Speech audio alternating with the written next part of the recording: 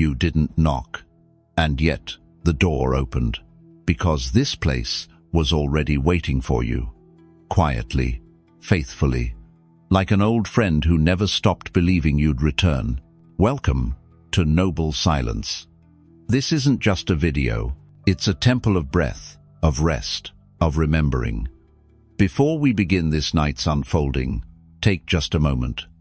Not to rush, not to scroll, just to pause. And if you feel safe here, if this quiet feels like home, you're gently invited to subscribe, so that in the days ahead, when your soul needs silence again, you'll know exactly where to find us. You can also leave a trace below, not of your story, not of your struggle, just a whisper. Where in the world are you listening from tonight? Sometimes, in the vastness of the internet, a single comment can feel like lantern light to someone else wandering through the dark. Let yours be that light, if you feel called. Now, breathe, just once, deeply, without adjusting, without needing to be anywhere else. There is no need to prepare. You've already arrived, not the polished you, not the certain one, just the one that's here. And here is holy. Let the room soften. Let your hands rest where they are. Let your shoulders forget the weight they've been holding without your permission. The world outside will keep turning. It always does. But this moment does not belong to it. This moment is yours. Let sound recede. Let time fall away. There is no schedule here. Only stillness. Only the soft return of everything you lost while trying to survive the noise. If thoughts come, let them. If breath wavers, let it. If silence feels unfamiliar, stay. You are not here to silence your mind. You are here to let it settle. Like leaves falling slowly onto water that no longer ripples. There is a monk somewhere in this story pouring tea in the next room, but not for you, not yet. He knows. Your body hasn't finished arriving. Let it. Let your chest rise like fog. Let your ribs loosen. Let your face forget how to hold back. You are not being watched. You are not being measured. You are not being asked for anything. You are just being. And that is more than enough. You will hear stories soon. But not yet. First, the temple must greet you. Not with words, but with space. So let the stillness deepen now. Let the air grow quiet. Let the breath inside your breath begin to guide you inward. You are not on a journey. You are not here to become something else. You are only being unwrapped, softly, slowly, like something precious that never needed to be earned. And now you are ready. Not because you prepared, but because you stopped hiding. Let the night take you. Let the silence speak. Let this story begin, in the deepest part of you that no longer needs to chase peace. It has already found you.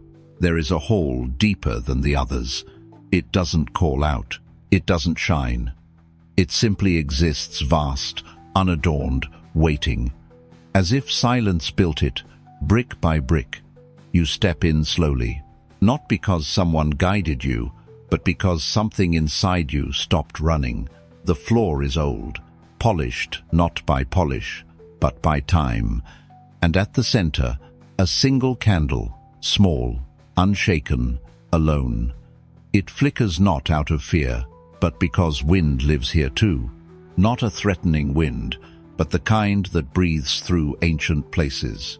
You pause. Something in you wants to retreat. This room is too open, too honest.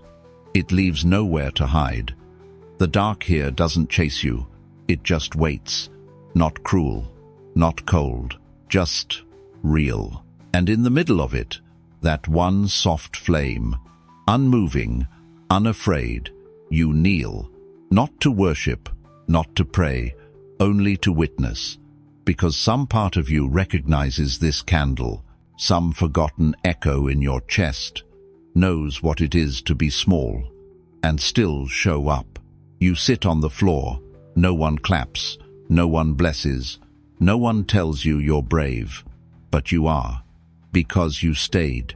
The candle glows as if it's never considered leaving, as if the dark was never its enemy, as if trembling is just part of what light does sometimes. And maybe it is. Maybe the shaking is not the end of you, but the proof that you're still lit. You watch it dance, not brightly, not triumphantly, just presently. It doesn't reach, it doesn't perform, it glows, because that's what it knows. And suddenly you wonder, what if that's enough? Not blazing, not expanding, just staying. You exhale, and in the softness of that breath, the flame leans slightly, not fading, just meeting you. You're not sure who lit this candle, or how long it has burned, but it feels like it's been waiting for someone to stop, expecting light to roar, and to simply receive it, not as salvation, not as signal, just as presence. Your shoulders begin to settle, because for the first time, you don't need to be more than what you are. There is no ritual to follow, no chant to recite, no posture to fix. Just this tiny flame in this endless room saying, without sound, even small light is still light. The candle does not mind the dark. It does not resist it. It does not wish it away. It lives inside it as if they were born of the same quiet. You sit a little longer, your body still unsure if it's allowed to rest here, your mind still whispering questions that don't need answering, but the room remains still. The dark remains open, and the candle remains trembling, yes, but steady. You realize something unsettling. No one is coming to reward you for being here. And strangely, that feels like relief. For once, your being doesn't need a purpose. Your glow doesn't have to prove its usefulness. There is no one measuring it, not even you. You are simply breathing, beside something else that breathes, and that is enough. The longer you sit, the more the room begins to shift, not in shape, but in meaning. It no longer feels vast in a threatening way.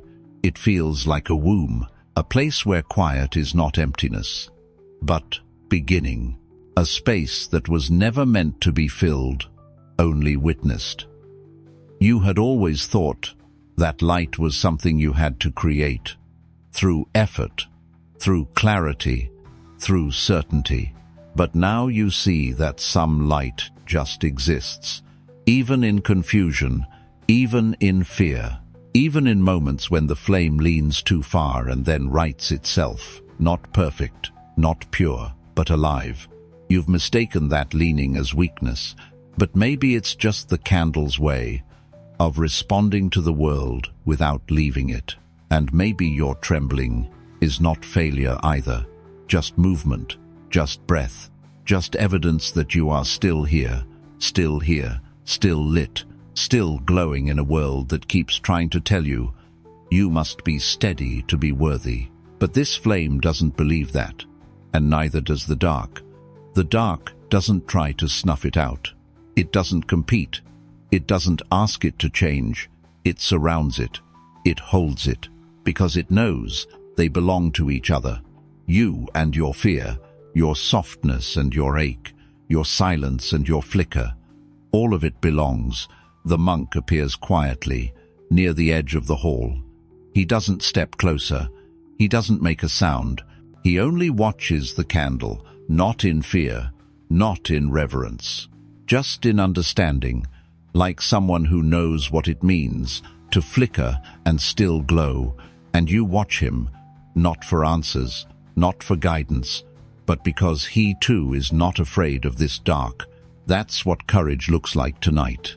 Not strength, not control, just staying near the glow, staying near yourself, staying without needing to conquer what surrounds you. You stay too, and for the first time, the dark feels like a witness, not a test. The candle burns lower now, but it does not vanish. Its shape softens, its flame dims just slightly, not out of defeat, but out of endurance, because even the most sacred lights don't burn to impress. They burn to remain. You feel your own breath begin to match it. A quiet inhale, a deeper exhale. Not controlled, not planned, just joined. As if your presence has finally remembered how to belong. Not just in light, but in everything that holds it. You think back to moments you called yourself weak, for shaking, for crying, for pausing when others ran ahead. And now, in this room, with no one to convince, you see the truth. You weren't weak. You were learning how to stay lit in rooms that didn't see you. You were never extinguished, only unseen, until now. The monk rises again, this time slower, with the kind of stillness that has been practiced over many lifetimes. He walks once around the flame, one silent circle, no ritual, just reverence. Then he steps back into the dark and disappears into it as if becoming part of it once again. But the candle stays. No hand protects it, no glass covers it. It has only its glow and the space around it. And still, it burns. You close your eyes, not to shut the world out, but to feel more of it. The floor beneath you, the hush above you, the warmth beside you, that has not asked you to be more than this. And when you open them again, you feel different, not louder, not wiser, but steadier, because now you know something the world forgot to teach you. Fear may visit, but it cannot put out what is already yours. Your glow is not conditional. Your softness is not weakness. Your trembling is not failure. It is your living light, responding, not retreating. You rise slowly, not because you're finished, but because you no longer need to crouch to be safe. And before you leave, you glance back one last time. The candle is still there, still flickering, still brave. And for the first time, you see yourself in it without apology. Not a flame that fought the dark, but one that learned how to live inside it, without giving itself away. You walk into the next room, not brighter, but more whole, because now you know. Bravery was never the absence of fear. It was the choice to glow, even while afraid. You do not have to chase the darkness away. You only have to remember it was never stronger than your light. The monk does not hesitate. He places the bowl before you, as if nothing about it needs to be explained. It is cracked, deeply, openly. A long golden seam runs through its side, like a scar that refused to close quietly. But he makes no effort to hide it. No apology rests in his eyes, only the silence of offering. You lower your gaze, expecting something temporary, a gesture, a placeholder, something symbolic. But then the steam rises, tea is poured, and the bowl holds. Perfectly, fully, without leaking a single drop. You blink. Not because you're surprised by the tea, but because you assumed the crack meant it couldn't carry anything sacred. That's the belief, isn't it? That broken things are to be discarded, hidden, patched in secret, and returned only when flawless. You have believed this about yourself. The parts of you that fractured, the ones that didn't heal clean, the moments you fell apart so publicly, you thought no one would ever look at you the same again. You learned to apologize for your shape, to question whether you were still useful, still beautiful, still capable of being held. And now this bowl sits in front of you, cracked, golden, steady, without shame. It does not try to prove anything. It simply holds warmth.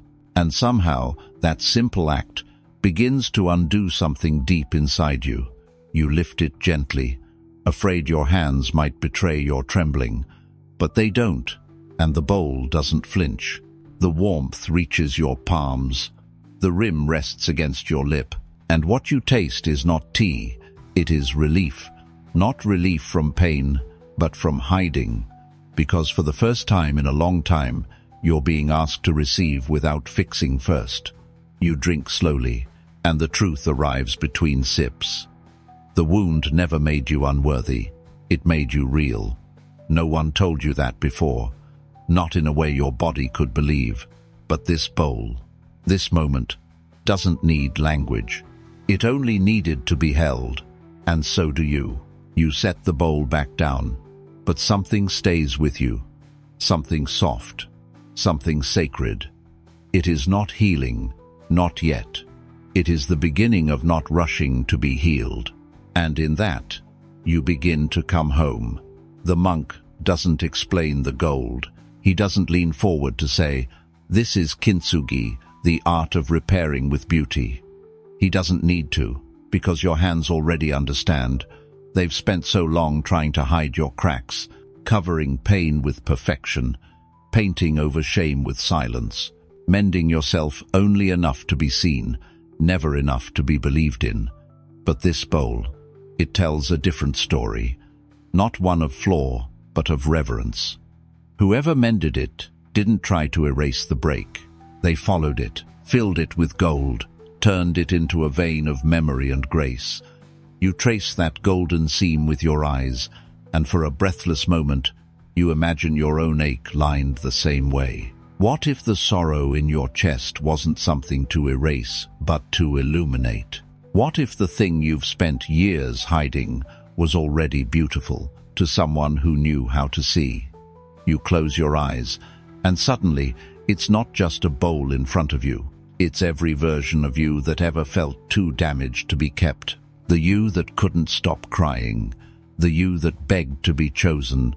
The you that said, "I'm fine," while holding in oceans. They're all here now, all resting in the same golden outline. And somehow, the monk still does not look away. He stays seated beside your silence, not judging, not waiting, just honoring, like someone who has learned that even cracked vessels hold stories more ancient than scripture.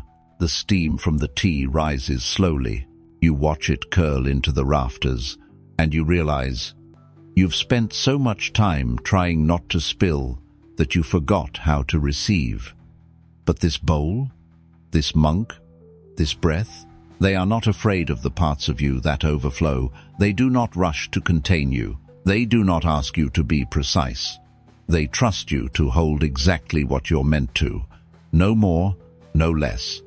And now, for the first time, so do you. You take another sip. The tea touches your chest like forgiveness. Not the kind someone offers you, but the kind that rises up from the parts of you that never stopped glowing under all that hiding. You set the bowl down again, not carefully, but confidently, because you finally believe it won't fall apart. And perhaps you won't either. You sit back into yourself, no longer trying to arrange your expression into something palatable, no longer trying to shrink your presence so it doesn't take up too much room. You let the gold inside you breathe. You let the broken places shine. And for the first time, you feel like a story that deserves to be held. Not finished, not perfect, just full.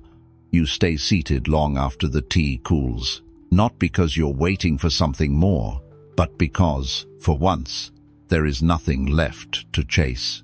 No one is coming to reward you for holding it together. No one is waiting to measure your stillness. And more importantly, you are no longer measuring yourself. The bowl remains in front of you, not emptied, not forgotten. It glows faintly with moonlight now, the gold line across its body catching a glint from the open window. A quiet shine, unperformed, unbothered, and it strikes you. This bowl doesn't demand to be filled to feel worthy. It doesn't tremble at its emptiness. It knows what it holds, even when it holds nothing. Could you be like that? Could you know your worth, even when no one is pouring into you? Could you believe in your shape, even when nothing is spilling over? The monk rises, but he does not take the bowl. He does not remove it from your presence like something temporary. He leaves it with you, as if to say, you are trusted with this, not because you're finally healed, not because you've proven yourself, but because you've remembered that you were never broken to begin with. You look at your hands. They still shake a little, but now the shaking feels different. It is not fragility. It is awakening, like a limb returning to life. After being numb too long, you are not dissolving, you are returning. You rise from the mat, not taller, not transformed, just whole, in a way no one taught you was possible. The silence in the room doesn't cling, it expands, as if making more room for who you've become, without effort. You pause at the door, then look back one more time. The bowl is still there, still cracked, still full, still enough. And something inside you whispers, "So am I." You step into the next room. The moonlight follows, and for once, you don't flinch when it lands on you. You let it, because you're no longer trying to hide the parts of you that glimmer where you were once broken. Not every healing is a mending. Some are simply recognitions, a moment when you stop asking, "Am I whole yet?" and begin to feel, "I was always more than enough." You don't remember how long you've been walking, only that the path stopped telling you where it led. There is no sign, no arrow, no voice saying just a little further, only the soft hush of mist curling around your ankles like something too gentle to interrupt your thoughts. You're not even sure what you're walking toward, but something about the silence tells you, you don't need to know yet. Eventually, the road widens. Stone emerges from beneath moss, old stone rounded, worn, the kind that has carried generations of unsure feet. And then, ahead of you, a bridge, not tall, not dramatic, not carved with teachings or symbols, just a curve, rising slightly over a stream you can't yet see. The fog rests on it like a shawl, as if even the air decided to stop moving here. You approach, slowly, but the bridge does nothing in return. It doesn't light up, doesn't greet you, doesn't urge. It just stays, and something in its stillness feels more welcoming than any word ever spoken to you in rush. You've been hurried your whole life, told to decide, to move forward, to be clear, to be faster. Even healing became a race. How long until you feel better? How soon until you can let go? How quickly can you move on? But this bridge, it doesn't ask any of that. It doesn't measure your steps. It doesn't expect pace. It just exists, holding its own place between here and there. Without needing to drag you across, you stop at its edge. The stone is cool under your hand, damp with night but firm. No pressure, no resistance. And for the first time, you don't feel late. You don't feel behind. You don't feel broken for not yet arriving, because the bridge has waited longer than your hesitation. It was never in a rush. Only you were. You breathe in, and the fog breathes with you, thick enough to hide the other side, soft enough not to frighten you. It doesn't challenge your direction. It doesn't demand faith. It only says, without saying, "Take your time." The world has never told you that. But this bridge does, not with a voice, but with its presence. And somehow, that feels more trustworthy than anything else you've ever been told. You take one step forward, not because you're ready, but because you're no longer rushing yourself to be. The stone beneath your foot does not shift. It does not judge. It accepts your weight as if it's known you forever. The air is thick with mist. You can't see the middle of the bridge, let alone the end. But the silence doesn't feel dangerous. It feels kind. So much of your life has been built on clarity, knowing what's next, gripping the path like a rope that could keep you from falling. But this moment asks for none of that. You move without seeing, and nothing punishes you for being unsure. Halfway across, you pause, not out of fear, out of reverence, because something inside you knows. This bridge does not exist to get you somewhere. It exists to hold the moment when you decide to keep going. That moment is not always fast. Sometimes it's a breath you haven't taken in years. Sometimes it's a single thought that says, I don't need to push anymore. You place your hand on the edge. The stone is worn smooth from weather, not from footsteps. As if even the seasons took their time passing through here. You wonder how many others stood right here in the center, between past and future, unsure whether they belonged to either. You wonder how many turned back because they thought peace was on the other side, and how many stayed just a little longer because they realized it was already here. You take another step.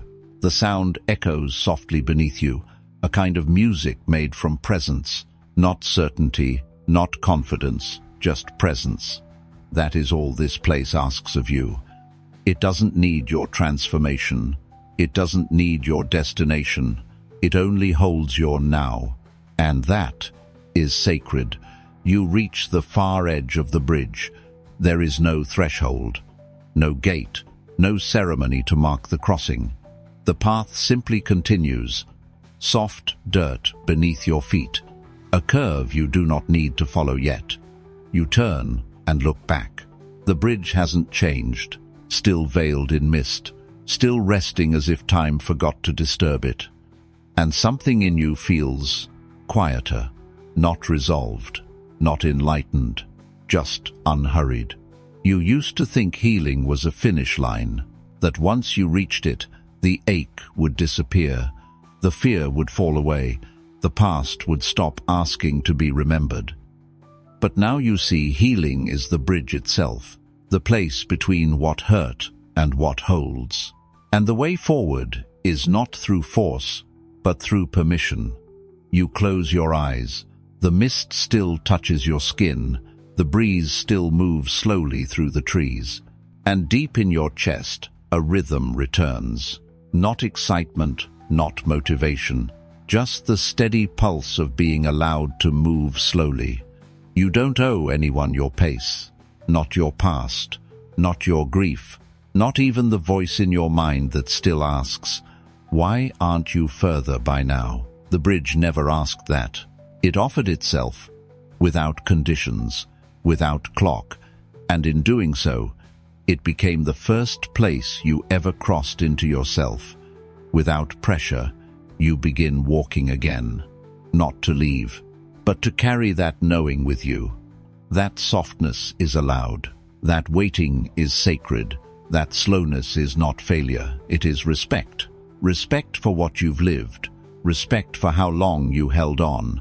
Respect for the part of you that finally stopped sprinting because it realized there is no finish line, just a breath and a place to take it. The bridge fades behind you as the fog begins to thin, but you'll remember it, not as a turning point, but as a moment when stillness did not ask you to hurry. And for once, you didn't. The sky did not prepare. It did not announce what would come. It did not say, I will be clear today. It simply opened wide, blue, indifferent, and somewhere within it, a single cloud appeared. Not rushed, not shaped, not burdened by meaning. It just was. You watched it, suspended above the treetops, drifting slowly, as if it didn't need permission to take up space. And for a moment, you forgot what it was like to carry your feelings, like debts to be paid. The cloud didn't explain itself. It didn't apologize for being there. It didn't say, I'm just sadness, or I'm just a thought. It passed, without urgency, without needing a name. You sit beneath it now, in the garden beyond the monastery wall. The grass is soft beneath your legs. The air carries nothing but stillness, and something in you begins to loosen. You've spent years trying to define what you feel, tried to name it, fix it, control it. Why am I angry? Why am I tired? What does this mean about me? But the sky does none of that, and neither does the cloud. It appears, it moves, it disappears, not because it was handled, but because that's what clouds do. You close your eyes. Inside you, thoughts still spin, emotions still whisper. But now, you picture them differently, not as truths, but as weather. They don't need solving. They don't define the landscape. They just drift through it. And the landscape, your inner sky, remains untouched. That's the strange thing. You always believed emotions stained you, left marks, changed who you were.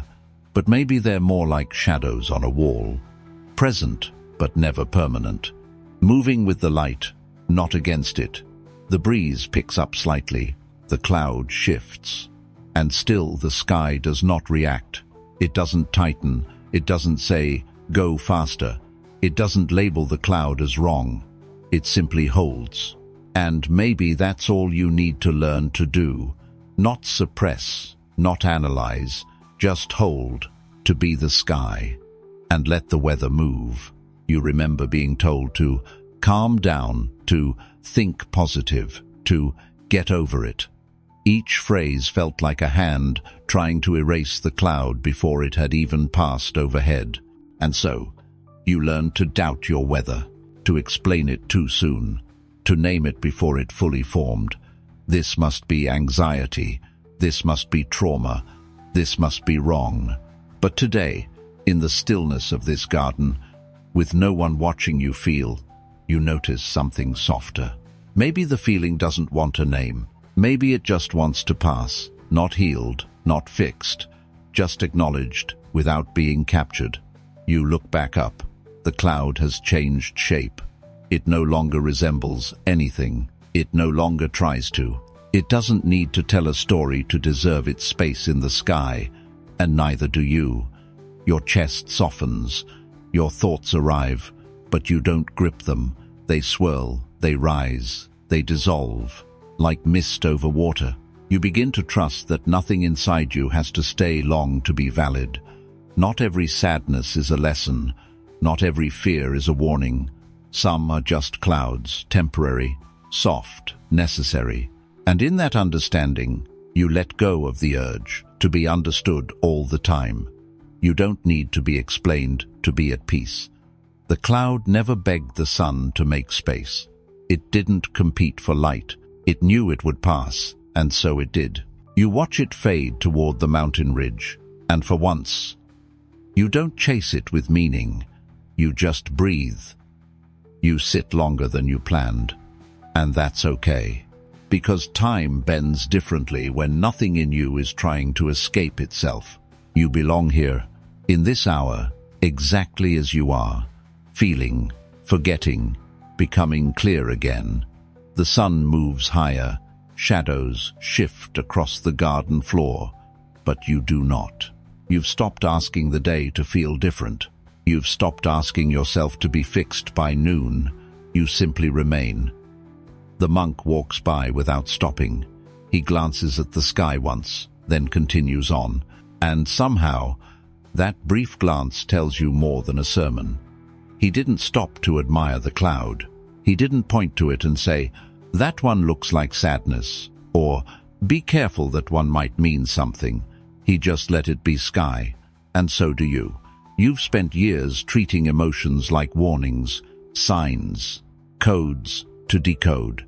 But what if they were just movement? What if they didn't need to be interpreted, only witnessed? You feel a tightness leave your chest that you didn't know was there. A clench you'd worn for so long it felt like part of your structure. But now, the breath moves easier, not deeper, not better, just easier. And that is a quiet kind of freedom. You look up one last time. The cloud is nearly gone now, dissolving into blue like a guest who never meant to stay long. It didn't need your approval. It didn't need to be justified. It passed, and you're still here. Not because you solved it, not because you analyzed it, but because you let it move through you. Instead of making a home inside it, you rise slowly, feet bare in the grass, the light grazing your shoulders without urgency. There's nothing to run from, no explanation to carry. You were not the cloud, you never were. You are the sky. and it's wide enough to let anything pass without losing itself.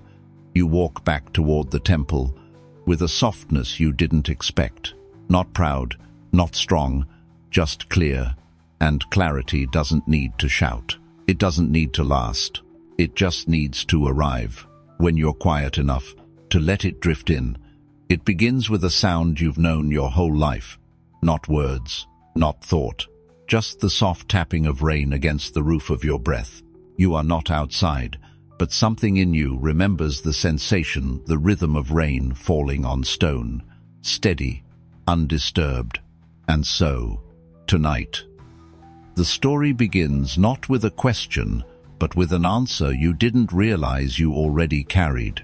There was a rock, large, quiet, and unmoved, nestled in the heart of a monastery garden. It had no name, it made no demand. It simply was. Seasons passed, monks aged, lanterns burned out and were lit again, but the rock did not chase time. It sat, letting the world lean against it. And when the storms came, as they always do, the rock did not run. It didn't tremble. It didn't harden further. It simply received the rain. Not because it wanted the rain, not because it enjoyed the cold, but because resistance was unnecessary. You see, not every downpour is meant to be stopped. Not every feeling needs a defense. Sometimes, the rain is here not to punish you, but to cleanse what no longer needs to stay. The rock never asked for shelter. It never prayed for sun. It never believed that the presence of storm meant failure or misalignment. It just remained what it was, grounded. And in that groundedness, something sacred happened. The moss grew. The birds rested. The garden shaped itself around this quiet strength. No sermon was given. No wisdom was spoken, and yet even the monks began to bow toward it, not because it was holy, but because it didn't flinch. This is the strength you forgot you had, not the kind that fights back, not the kind that always knows what to say, but the kind that stays when the storm says, run. Somewhere inside you, behind the defenses, beneath the coping, below the mask, there is a place that doesn't need to be loud, to be powerful. There is a rock in you that welcomes the rain, not because it likes suffering, but because it no longer confuses discomfort with danger. Can you feel that now? The impulse to clench, softening, the need to respond, fading. The story your fear wrote, dissolving. You are not your panic. You are not your weather. You are not what rushes in response to pain. You are what holds it. Just as the earth holds storm without comment, just as the stone endures lightning without name, just as the mountain bows to thunder without apology, stillness is not inaction. Stillness is presence unbothered, available, and unshaken. You've tried control. You've tried distraction. You've tried avoiding the clouds and only chasing the light. But tonight, you are allowed to sit with all of it. The wet grief, the soft ache, the invisible tension that hovers behind your eyes. Let it rain, let it fall, let it pass. The rock does not explain its posture. It does not rationalize its silence. It does not ask to be admired. It simply receives what arrives and remains. You've been taught to chase the sun, but you were never told that true growth happens in the rain. So tonight, be still. Let the storm touch your skin. Let the tears you held back rise if they must. Not for drama, not for attention, but because they belong. This is not your punishment. This is your permission to soften, to stay, to stop resisting what already arrived. And like the stone, you will not break. There was once a monk who came to the garden every morning. He swept the leaves. He whispered sutras to the breeze. But more than anything, he watched the rock. One morning, after a long, relentless storm, the monk noticed something strange. The rain had carved a shallow channel beside the rock, not into the rock, but around it. The soil had shifted, flowers had bent, but the rock was dry beneath. He smiled. Not because it was untouched, but because it had held its shape without defending it. It had allowed the rain to pass, but not define it. That is how real strength behaves. It does not harden to survive. It softens without losing shape. It allows and endures. You, too, have tried to outthink the rain, to find the reason behind every emotion, to make sense of your storms before you let yourself feel them. But the truth is simple. Not every ache has a name. Not every fear has a clear cause. Not every drop of sadness is a puzzle to be solved. Sometimes it just rains. And sometimes the most sacred thing you can do is to stop trying to stay dry. There is a deeper wisdom beneath your logic, a truth that does not need answers to find peace, a knowing that exists beyond words, beyond thoughts, beyond trying. This is the place the rock lives in. It is not numb, it is not passive, it is simply not afraid to feel without resisting. You do not have to tense every time the wind shifts. You do not have to armor up every time pain knocks. You do not have to pretend to be sunny when clouds gather in your chest. Stillness does not mean smiling through it. Stillness means allowing it to pass through while you stay rooted in truth. And what is the truth? That you are not weak when you cry. That you are not behind because it still hurts. That you are not broken because storms still visit. The presence of pain does not mean the absence of peace. Peace is what remains when you stop demanding comfort. So tonight, sit with yourself as you are. You don't have to be more positive. You don't have to be more healed. You don't have to be anything other than exactly what you are. Present, breathing, becoming. Even now, you may feel something loosening. Not because you solved it. Not because you forced it to leave. But because you finally stopped fighting its presence. That's the mystery no one teaches us. The moment you allow the rain, it begins to pass. Not always quickly, not always neatly, but always truly. The sky doesn't hold the storm forever, and neither will you. So stop trying to win the weather. Stop measuring your growth by how dry you stay, and start noticing how often your roots hold. Even as the winds rise, you're still here. And that means something. That means everything. Like the rock, you're learning the sacred art of not reacting, not collapsing, not clenching, just staying just for one more breath. Then another. That's how resilience is built. Not in the resistance, but in the surrender. By the end of the season, the garden had changed. The paths were muddy in places. Petals had fallen early from the magnolia tree, and the pond overflowed with silt and reflection. But the rock had gathered something precious in silence, a sheen, a quiet gleam, as if the rain had polished it, not punished it. You see, the storm doesn't steal from the stone, it reveals it. It clears away the dust of pretending. It shows you what stays when everything else moves. And you are starting to see it now, that your strength is not in how much you carry, it's in how much you can allow without losing yourself. So let them call you still. Let them misunderstand your softness as passivity. Let the world chase sunlight while you become a sanctuary for storms. Because here is the deeper truth. The rain never asked you to fix it. The pain never asked you to explain it. It only wanted to be welcomed, just once, just long enough to pass through. And when it does, when the clouds part and the air clears and the silence returns, you will not be shattered. You will not be weaker. You will be sacred. Because in stillness, something ancient awakens. The part of you that is older than your story, wiser than your fears, softer than your armor, truer than your name. That part has always known, You don't need to be more. You don't need to be louder. You don't need to be understood. You only need to remain. Remain.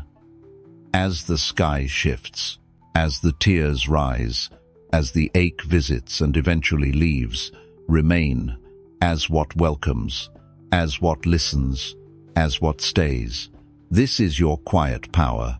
This is your invisible strength, to be the rock, not unfeeling, but unwavering. And so, the monk too, eventually stopped sweeping the fallen leaves. He stopped rearranging the garden. He simply sat beside the rock each morning, saying nothing, changing nothing, just being. And in that being, he healed. Tonight, may you remember, stillness is not failure. It is wisdom. It is presence. It is enough. You do not have to chase the storm away. You only have to let it land and know it cannot stay. The rain will end, your breath will steady, and beneath it all, you remain. So let it fall. Let it touch what it must. Let it remind you who you are. A place strong enough for every storm, and soft enough to remain open. Closing energy. You were never meant to resist everything. You were only meant to remain whole, even in the rain. And you have. It took him years to walk a path that wasn't blocked, years of circling the same stone wall, years of praying for an entrance that had always been there. He wasn't blind, he wasn't foolish, he was simply convinced that freedom must be difficult, that peace must be earned, that the gate must be locked. And so, he waited. He knelt outside the temple of stillness, not because he was unworthy, but because he believed he was, because no one told him that some gates are not guarded, some gates are only imagined, and some walls are only shadows cast by fear. He had memorized the sound of the latch in his mind. He had rehearsed apologies in case someone answered. He had perfected the story of how unready he was to enter. But the gate made no sound, because there was no latch, no lock, no one waiting on the other side to judge him. Just silence, just moonlight, just peace waiting, not demanding. You've done the same. You've stood outside the gate of healing, believing you had to say the right thing, do the right work, prove yourself prepared. But the truth is not like that. The truth is, the gate was never closed. It wasn't closed when you fell apart. It wasn't closed when you broke their trust. It wasn't closed when you gave up. It wasn't closed when you forgot how to breathe. Still, it stood there. Still, it let the wind move through. Still, it let the moonlight fall through its slats. Still, open. This is what peace is, not a reward for your effort, not a prize for the perfect, but an opening that has always been available if only you believed it was. You don't need a key. You don't need to knock. You don't need to become someone else before you walk through. You only need to realize you've been outside by choice, because you were taught that the inside was for someone better, someone wiser, someone more healed. But what if you are already enough? What if the door you've been begging to open was never locked? Pause. Look again. That tightness in your chest is not a sign of rejection. It's the echo of an old belief. That safety must be earned. That peace must be paid for in suffering. That joy is for those who get it right. But the gate does not care how long you've doubted. It does not close because of your shame. It does not rust from your hesitation. It just waits, still, silent. Sure, you are the one who left, but you are also the one who can return. Even now, the moonlight spills across your feet. Even now, the air on the other side feels no different, because there is no other side. There is only presence, and your permission to enter it. There's a kind of sorrow that comes when you realize the prison was never locked. When you see the bars were made of breath, not steel. When you understand that the gate you feared was waiting all along. Not for penance, not for proof, but for permission. Yours.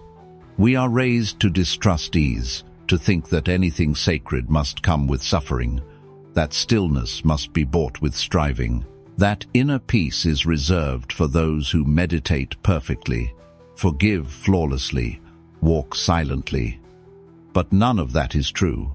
The monk stood outside for years, not because the gate was guarded, but because he was guarded by his guilt, by his shame, by his idea of who he needed to become first. But when the rains came, and the wind howled through the trees, he found himself leaning into the gate, and it moved. Not with resistance, not with drama, just a soft shift, an effortless yield. And the moment it creaked just slightly, he knew. He had been the only one holding it closed. What if your fear of failure was the only failure? What if your belief that you're not ready is the only thing keeping you from readiness? What if peace is not something you prepare for, but something you stop resisting? There is no ritual required, no final exam to pass, no higher version of you that needs to arrive first. You, as you are enough. Enough to step through, enough to enter what you once believed was off limits, enough to belong. The silence behind the gate does not speak in riddles. It says only this: I was never closed. That's the message of the moonlight. That's the whisper in the wind. That's the truth that lives beneath your worry, waiting to be heard again. Even now, you may feel it.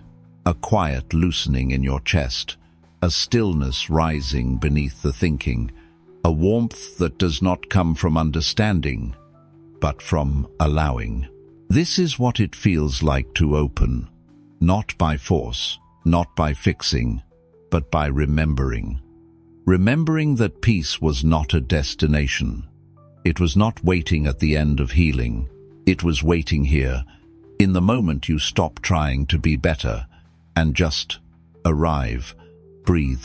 There's nothing you need to bring through the gate, not your resume of regrets, not your timeline of transformation, not your bag of self-improvement tools, only your presence, only your willingness to step into what has always been ready to receive you. The monk did not dance through. He did not weep. He simply walked. One step, then another, then another. The sound of his feet on old stone was the only song needed, and the moon, unbothered by his delay, continued shining. There's something holy in realizing how much of your life has been spent standing outside places that were already yours. Not because you were banished, not because you were unworthy, but because you didn't believe peace could be simple. We mistake stillness for avoidance. We confuse gentleness with weakness. We delay our own return because no one taught us that presence was a birthright, not a reward. But the monk knows now. He walks the temple garden at night, barefoot, unashamed. Not because he unlocked something new, but because he unlearned the old belief that suffering is required to enter peace. You don't have to keep waiting for someone to let you in. You don't have to earn what already belongs to you. Peace is not at the top of a mountain. It is not behind a guarded scroll. It is not in the voice of someone wiser. It is here, now, underneath the stories that said you weren't ready. Let them go. Let the thought that you're too late fall like dust. Let the idea that healing must be hard dissolve in the night air. Let the fear that says you can't melt in the warmth of simply being. There is no finish line here. There is only this: a gate, a path, a presence, and your feet finally willing to move forward. The monk no longer waits. He opens the gate each night as a ritual, not for entry, but for remembrance. He leaves it ajar. He places a single candle at its base. He does not guard it. He does not close it when the wind grows cold. He knows the truth now. Peace is not something to protect. It is something to invite. And you are not locked out. You never were. You were only taught to fear what was quiet, to doubt what felt too calm, to mistrust what welcomed you without conditions. But tonight, the gate stands open. Moonlight spills through the opening. Silence breathes across the threshold. And something within you takes a step. There is no applause, no trumpet, no grand ascension, only the softest moment of freedom. You walked through, not because you were forced, but because you chose to stop waiting. This is liberation, not from the world, but from the belief that you had to earn what already lived inside you. Let this be your teaching. You are not outside. You are not late. You are not uninvited. You are here. The gate is open. The moon is watching, and the silence welcomes you home. There is a pain that life brings, and there is a pain we bring to ourselves. The first one is sharp, sudden, inevitable. The second one is a choice we don't realize we're making. In the old Buddhist teaching, the story is told simply, a man is struck by an arrow. It hurts. But before the wound even begins to heal, he takes another arrow and stabs himself again. Why? Because he believes the pain means something about him. Because he thinks he must blame someone. Because he cannot just let it hurt. He needs to suffer, too. The first arrow is real. Loss, grief, heartbreak, illness. A word that cut too deep. A silence that said too much. The second arrow is what we do next. We relive it. We obsess over it. We add stories to it. This always happens to me. I should have known better. I'm not strong enough to handle this. This means I'll never be safe. But the second arrow is optional. It is forged not by fate, but by the mind. It is not punishment. It is habit. It is the part of us that believes pain must be personal, that suffering is somehow noble, that if we hurt longer, we might gain control over what hurt us. But there is no wisdom in the second arrow, only repetition. There is no healing in it, only rewounding. The first arrow is pain. The second arrow is identity.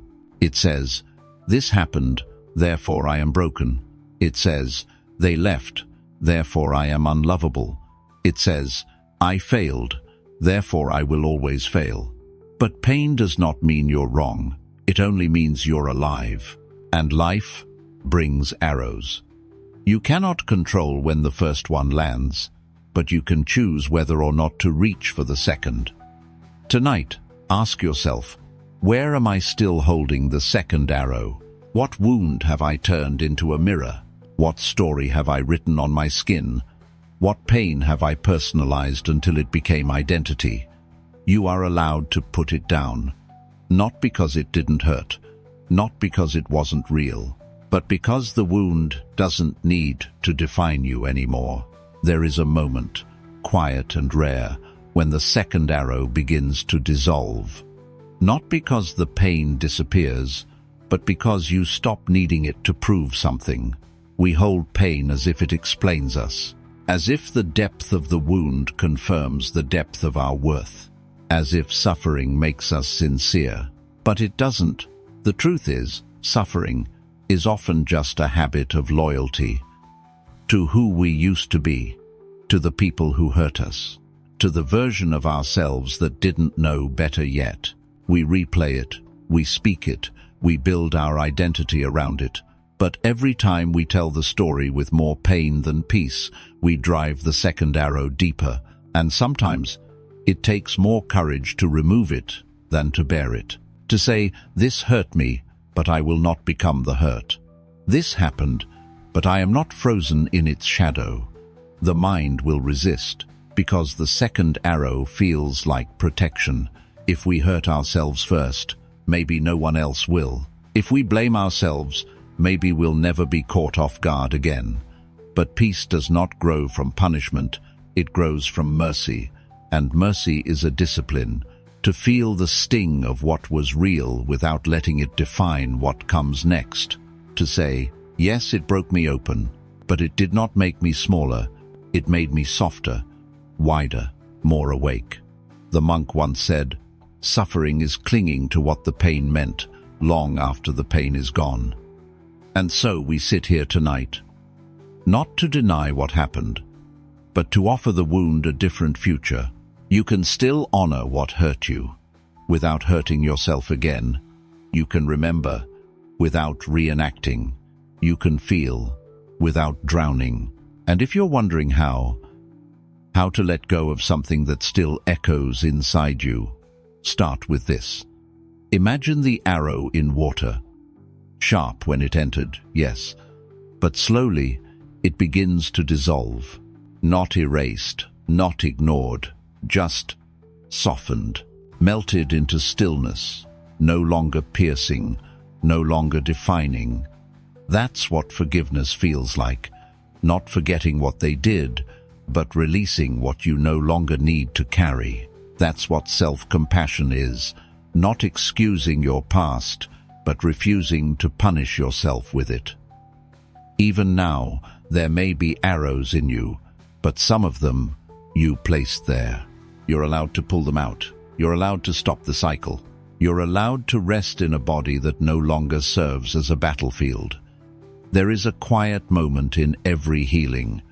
The moment you realize you're the one holding the arrow now. Not the world, not the past, not them, you. And holding it is no longer strength. It is just a habit, an old protection, a ritual of self-blame pretending to be wisdom. But the body knows. It wants to heal. It aches to release. Not just the pain, but the meaning we wrapped around it. This is who I am now, you told yourself. I am the broken one. I am the one who was left. I am the one who failed. But you are none of those things. You are not the bruise. You are the breath that stayed. You are not the arrow. You are the water that receives, softens, releases. What if tonight is the moment you let it go? Not all at once, but just enough. Just long enough to stop stabbing yourself when no one else is aiming. The monk once wrote his pain into the dirt beside the river, not to record it, but to return it. As the rain came, he watched the words vanish, not erased, but absorbed. That is how you heal, by offering your story to something larger than you, by saying, "This happened, and I am still allowed to rest." You are still allowed to be loved, still allowed to feel joy, still allowed to grow even if your past was thorned, uneven, incomplete. The second arrow taught you how to survive, but it will not teach you how to live. You don't need to replay every wound. You don't need to keep the pain sharp to keep yourself safe. You don't need to punish yourself to remain humble. You only need to be here, in this breath, with this truth. You are not your pain. You are not your past. You are not the arrow. You are the one who can stop the cycle. Let this be your offering to the night. I forgive myself for thinking I had to suffer to grow. I forgive myself for confusing pain with truth. I forgive myself for holding the second arrow for so long. And now, let it dissolve. Watch it fall into the bowl of water at your feet. No fire, no fight, just release. This is not forgetting. This is remembering your power. This is not weakness. This is mercy. And mercy is how you walk free. It wasn't the wind that made it fall. It wasn't the cold. It wasn't even the season turning. The first leaf let go because it knew the moment had arrived. Not forced, not broken, just right. There is a silence that comes before surrender. Not the silence of defeat, but the silence of knowing. And the leaf knew. While others still clung to the branch, green and certain, holding tight to what once gave them life, this one turned gold. Not in shame, not in fear, but in reverence. It shimmered for days, bright with farewell, glowing like something that no longer needed to prove it belonged. You've seen this leaf, maybe in the world, maybe in yourself. The part of you that gets tired before the others admit they are, the part that softens while everyone else keeps bracing, the part that says, it's time to let go, and is met with silence, or worse, judgment. But the leaf doesn't argue. It doesn't need agreement. It doesn't wait for the crowd to understand. It just releases, not to escape, not to dramatize, but because it honors the cycle, because it listens to the deeper rhythm, because it trusts the fall. Letting go first does not make you weaker. It means you are listening. It means you no longer need permission to rest. It means you see that holding on too long becomes a kind of grief too. The leaf did not weep as it fell. It floated. It danced in spirals. It kissed the air goodbye. And though the branch was quieter without it, it did not judge the absence. Sometimes it's not your job to stay. Sometimes it's your wisdom that tells you to leave, even before the season announces itself, even before the sky darkens, even before the others admit it's time. The first leaf is always misunderstood, but it is also the one that teaches the tree how to let go. It is not always easy to be the first one to loosen your grip, to say, this is no longer mine to hold, while others cling tighter, calling it strength, calling it commitment, calling it love. But there is a quiet kind of love in release too, a love that does not ask anything to become something it's not, a love that whispers, I will not hold you hostage to my fear of change. The leaf knew this. Its letting go was not bitterness, it was clarity, because there is wisdom in being the first to walk away from what no longer feeds you, from what once gave you life but now only asks you to keep pretending. There's grief in that, yes, but it is not the grief of abandonment, it's the grief of transformation. The tree does not curse the falling leaf, it does not scream as it lets go. It knows. This is how it stays alive. This is how space is made for the new. You've carried things too long. Roles, relationships, regrets, identities that began as gifts but became prisons. You held on, thinking if you just waited, it would return to what it once was. But it didn't, because it wasn't meant to. And you knew that long before the others did. That knowing is not betrayal. It's honesty. You've looked around and seen others still clinging and thought, maybe I'm giving up too soon. But no, you're not giving up. You're listening. The leaf that lets go first doesn't die faster. It just trusts the fall sooner. And that trust is what makes it beautiful. You don't owe the world your grip. You don't owe the branch your exhaustion. You don't have to wait for collective permission to honor your own timing. When you feel the quiet urge to loosen, that's life speaking. And when you follow it, that's not weakness, that's alignment. So float, even if no one understands yet. Rest, even if the world is still rushing. Release, even if the tree says, it's not time, it is time for you. They will ask you why you walked away, why you stopped holding on, why you changed when everything seemed fine. And you won't always have an answer they can understand, because your answer will not come from logic. It will come from the same place the leaf listened to, that sacred silence between breath and decision, the moment where something deeper than thought says, it's time. You won't always be celebrated for letting go first. You might be misunderstood. You might be labeled as too sensitive, too distant, too willing to surrender what others still believe is working. But inside, you'll feel it, a lightness, a quiet exhale, a return, not to the old you, but to the version of you that no longer needs to fight the season. And one day, the others will let go, too. They'll feel the chill, they'll see the light dimming, they'll hear the same whisper the leaf once heard alone, and they'll follow. Not because you convinced them, but because the rhythm was always true. You just heard it first. There is no medal for being the first to surrender. There is only space and peace and the soft humility of being honest with yourself before the world catches up. The leaf did not fear the ground.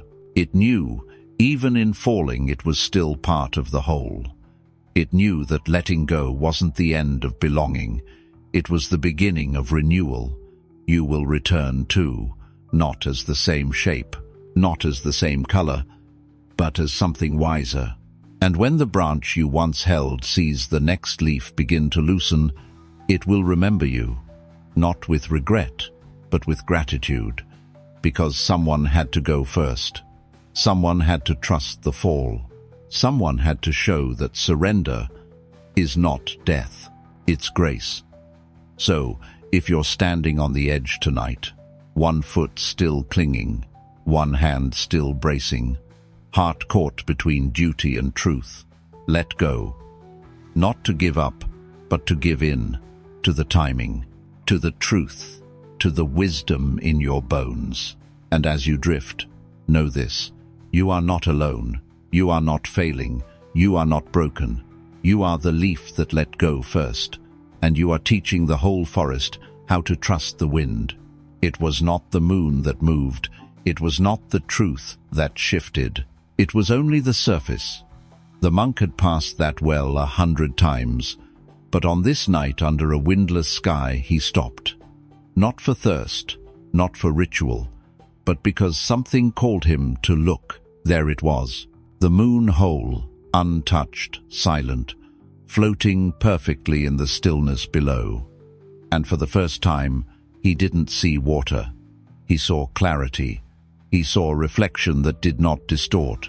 No ripple, no rush, no reaching, just presence. This is what truth feels like. Not an answer, not a voice, not a conclusion, but a stillness so undisturbed, it reflects the sky itself. You do not need to chase truth. You do not need to explain your way into it. You do not need to stir the well to find what's already resting at the bottom. Most of your life has been ripples, reactions, analysis, mental storms. What did they mean? Why did this happen? How can I make it stop? Where is the lesson? But truth does not arrive through turbulence. It appears when you stop trying to make it appear, just like the moon, always there, waiting for stillness to reveal it. You may not realize it, but most of your pain isn't from the wound. It's from the ripples you create in trying to understand it, to fix it, to make sense of it too soon. But not everything is meant to be solved. Some things are only meant to be seen, gently, as they are, and allowed to float through you like light on water. Tonight, sit with that. What if you don't need another answer? What if your stillness is the only clarity you've been missing? The monk didn't reach into the well. He didn't throw a stone. He simply watched. And the moon, unafraid of being misunderstood, kept shining. There is a kind of knowing that does not speak. It does not rush forward with reasons. It does not defend itself or demand to be believed. It just is. Like the moon, like the water, like the stillness between questions. The monk sat beside the well longer than he meant to. Not because he was waiting for something to happen, but because, for once, nothing needed to. That's what stillness does. It frees you from the urgency to figure it all out. You've lived your whole life trying to get below the surface, digging, dissecting, analyzing, believing that truth must be found through effort. But clarity comes not by force, it comes by stillness. And the deeper the stillness, the clearer the reflection. That is the wisdom of the well. It reveals only what it has the peace to hold. Most people never stop moving long enough to see their reflection as it truly is. They're always stirring the surface, asking, what's wrong with me? Why did they leave? Where did I go wrong? How do I fix this? But water cannot reflect when it is disturbed, and truth cannot be seen when you are afraid to sit still. So tonight, you don't need to look harder. You need to look softer. The answers you want aren't hiding, they're waiting for you to stop insisting, stop controlling, stop forcing your understanding upon the mystery. You don't need to dive in. You don't need to stir it up. You don't need to chase the light. Just be still long enough and it will meet you. That's the paradox. Truth arrives, not when you chase it, but when you finally stop moving. The monk saw the moon, not because he searched, but because he finally stopped searching. The moon had always been there, just hidden beneath the ripples of his need. You've been trying to reach truth with your mind, but truth is not of the mind. It is deeper, it is wider, it is wordless, and it is already here. Even now, if you pause, truly pause, you might feel it. That moment where thought gives way to being, where judgment gives way to watching, where noise gives way to noticing. And in that space, everything becomes clear. Eventually, the monk stood, not because he had found something, but because he no longer needed to. He had seen what was always there. A moon undisturbed, a reflection unbroken, a truth that did not require his effort to exist. And that changed everything. You spend so much of your life trying to heal by understanding, trying to explain your past, trying to organize your emotions into meaning. But some healing does not come from analysis. It comes from allowing. Allowing what is, without rushing to name it, without needing it to fit your story, without turning it into a problem. When the water is still, it reflects the sky. When you are still, you reflect truth. Not the kind that can be proven, not the kind that fits into words, but the kind that settles into your bones, like quiet recognition, like peace without a reason, like love without a condition. You don't have to figure everything out tonight. You don't have to unravel every knot in your memory. You don't have to solve yourself. You are not a puzzle. You are a presence. And presence does not need explanation. It only needs space. Stillness is not laziness. It is not giving up. It is deep respect for the intelligence beneath the noise, for the rhythm beneath the thinking, for the knowing that comes when the ripples stop. There will always be time to act, to speak, to process. But first, let yourself reflect, like the well, like the water, like the truth that shines only in quiet places. Do not rush this. Do not demand an answer. Do not stir the surface just to prove you are searching.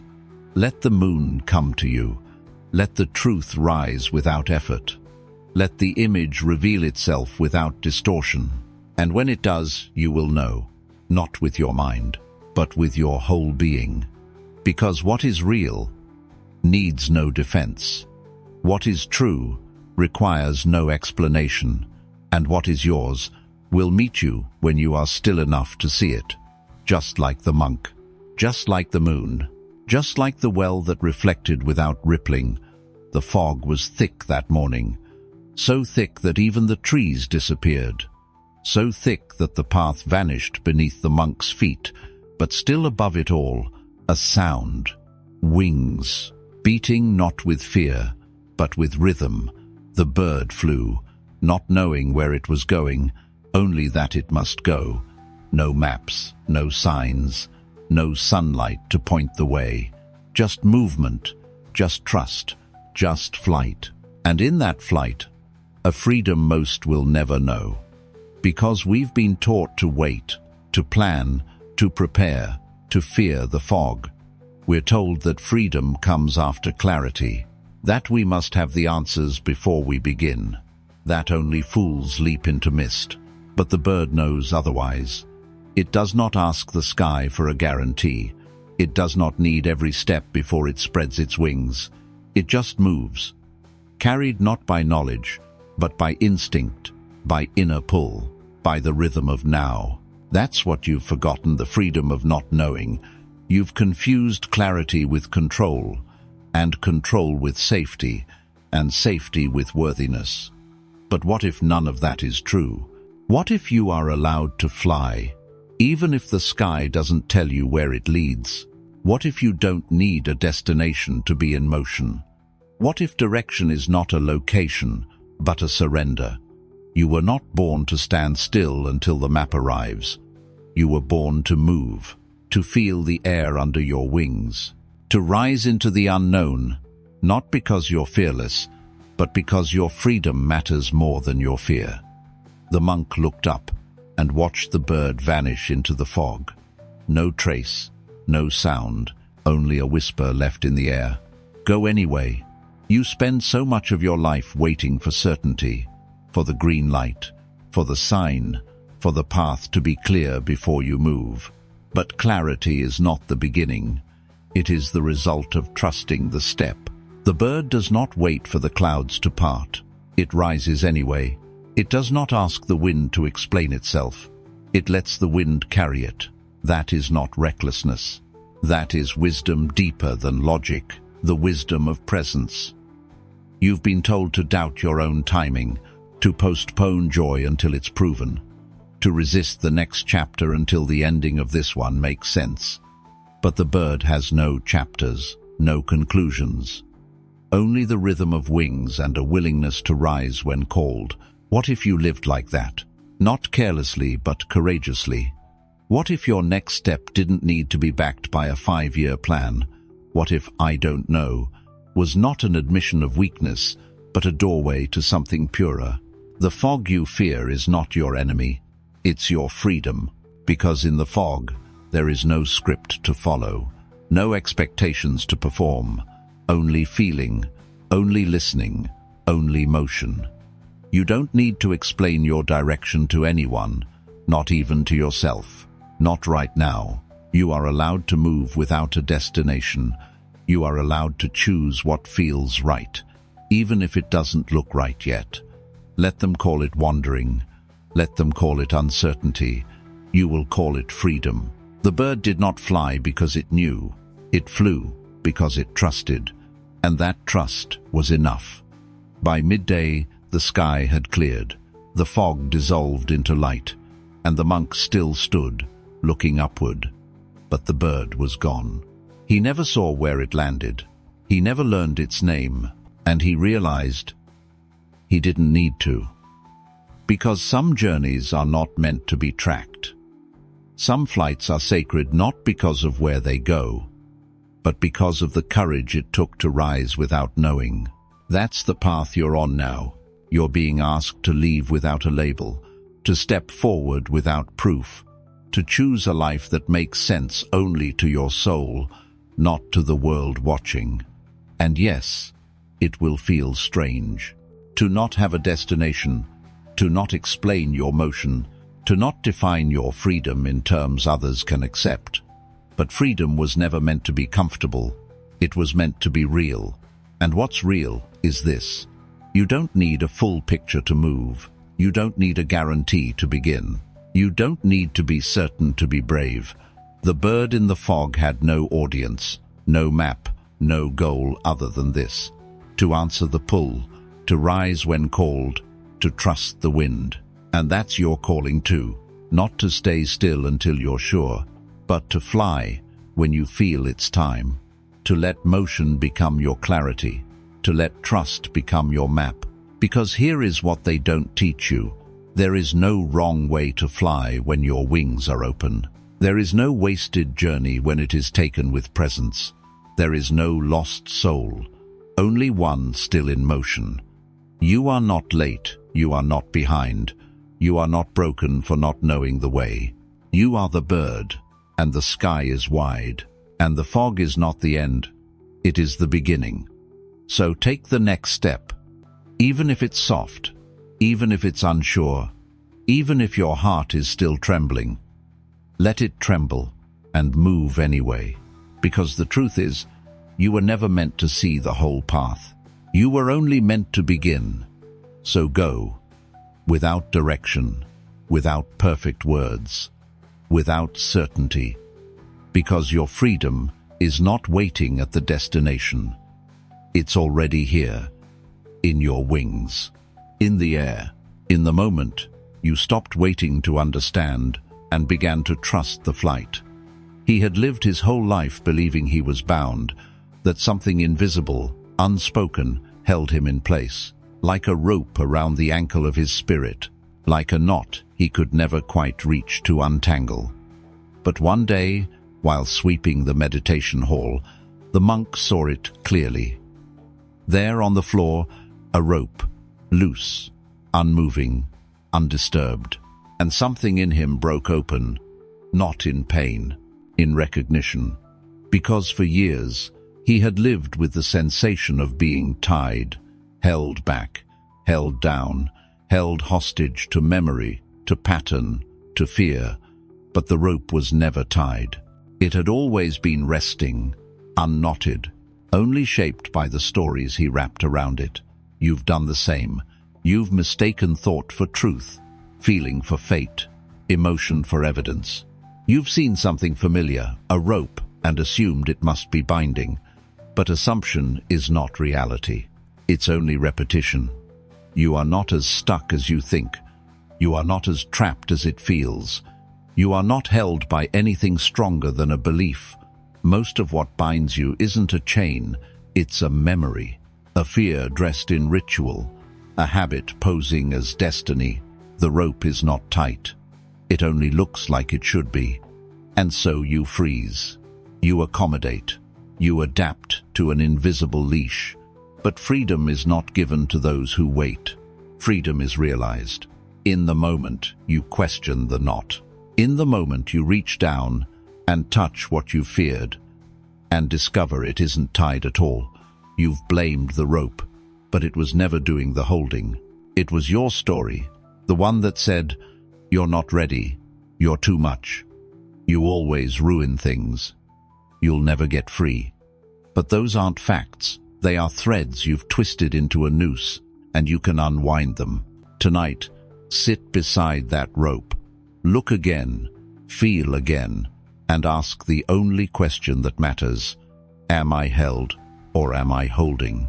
Sometimes we don't pull away from the rope because we're afraid it might be real. And if it is, then maybe we really are stuck. Maybe the stories are right. Maybe freedom isn't for us. So instead, we keep circling the cushion, adjusting, tightening our posture, learning to sit perfectly in limitation without ever questioning if the rope exists at all. But freedom doesn't come from tightening the routine, it comes from softening the belief. You weren't bound by love. You were bound by your idea of what love had to look like. You weren't held by the past. You were held by your unwillingness to let the story evolve. You weren't trapped by fear. You were simply crouching under its shadow, forgetting that shadows vanish when you move toward light. The rope was never tied, not around your voice, not around your choices, not around your healing. It only felt that way because you never stopped to question the shape. You saw the curve and thought, "This must be a loop." You felt the pressure and thought, "This must be my fault." You heard the echo of old shame and thought, "This is who I am." But you are not what hurt you. You are not what left you. You are not what they said in their worst moment. You are the one who can stand up now, not because the rope loosened, but because it was never doing the holding. This is the difference between illusion and truth. Illusion says, "Stay still, you're not allowed." Truth says, "Stand up, you were never tied." And that moment, the one where you rise, that is not escape, that is awakening. The monk didn't burn the rope. He didn't cut it. He didn't fight it. He simply saw it clearly and walked away. It wasn't dramatic. There was no ceremony, no burst of light when the monk rose from the cushion. Only this, the quiet realization. What he thought was binding had no grip at all. He had stayed out of habit, out of inherited fear, out of the belief that if something felt real, it must be real. But emotion is not always evidence. Tension is not always truth. And not every weight you carry belongs to you. Some of it you picked up because someone told you it was yours, and you never questioned it. Until now, there is power in stopping, in asking, what am I still obeying that no longer rules me? Some ropes are made of guilt, some of survival, some of loyalty to pain, but none of them can hold you if you stop pretending they do. You've wrapped yourself in a story for so long, you forgot it was just fabric, not fact. Threaded together by memory, tied by fear, held in place by repetition. But repetition is not truth. It is only a pattern, and patterns can be broken. So breathe and loosen. Let the rope fall into your lap. Let the grip fade from your jaw. Let the idea of being stuck dissolve like a fog that never had form to begin with. You are not waiting for permission. You are not trapped by circumstance. You are not made to sit still for a life that no longer fits. You are the one who notices, the one who questions, the one who feels the pull and finally asks, is this real or just familiar? Familiar does not mean right. Tight does not mean true. And the presence of fear does not mean the absence of freedom. The monk walked out of the hall that evening with no announcement. He didn't explain his shift. He didn't need to. Some awakenings are not loud. They're light. A rope resting softly where a prisoner once imagined chains. A body standing where it once knelt. A truth still, quiet, waiting, saying, "You were never held. You were only holding." He was mid-sentence when it happened. Mid-breath, mid-bow, mid-prayer. And then he stopped. Not out of rebellion, not out of exhaustion, but because something deeper than ritual whispered, "You've done enough." The monk rose slowly, not in defiance, but in peace, his lips still parted, his hands still open, as if he was bowing to something invisible, and in that space between words, he remembered.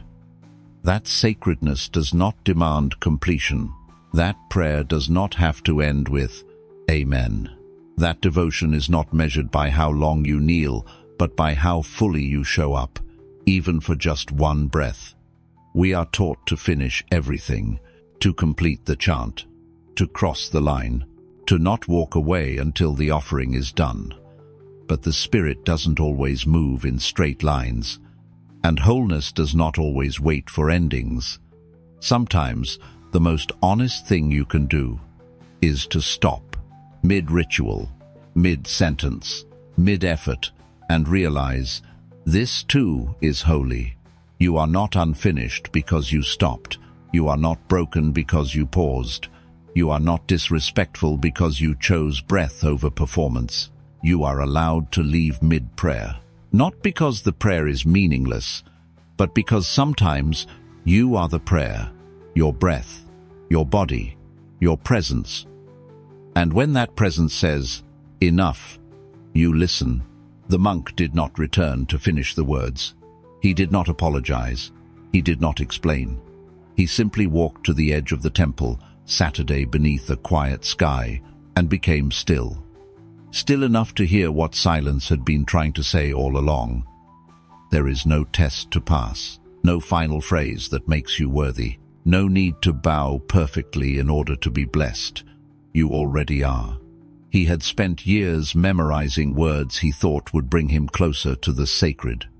He bowed deeper, Saturday longer, chanted until his voice cracked.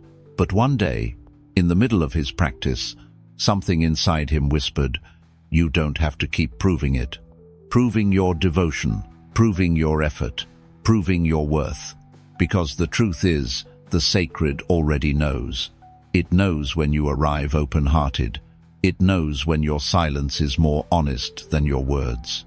It knows when your breath is more sincere than your bow. And that knowing is enough. You've been taught that you must earn your place, that you must complete the loop, that only the finished are worthy, only the polished are holy. But what if that's not true? What if stopping is sacred?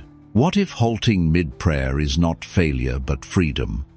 What if you are allowed to walk away, not out of defiance, but from alignment. The monk didn't lose faith, he simply stopped needing to demonstrate it. You've likely done the same, tried to finish what no longer feels true, tried to stay in rituals that once gave you life but now feel like performance, tried to push through when your soul was whispering, pause. And maybe you thought leaving meant quitting, maybe you thought unfinished meant ungrateful, maybe you thought pausing meant losing touch with the divine. But the sacred has never asked you to exhaust yourself. It has never required perfection. It has never needed completion in order to meet you. It only asks for presence. And sometimes presence looks like rising in the middle of the vow and saying quietly to yourself, I am here, and that is enough.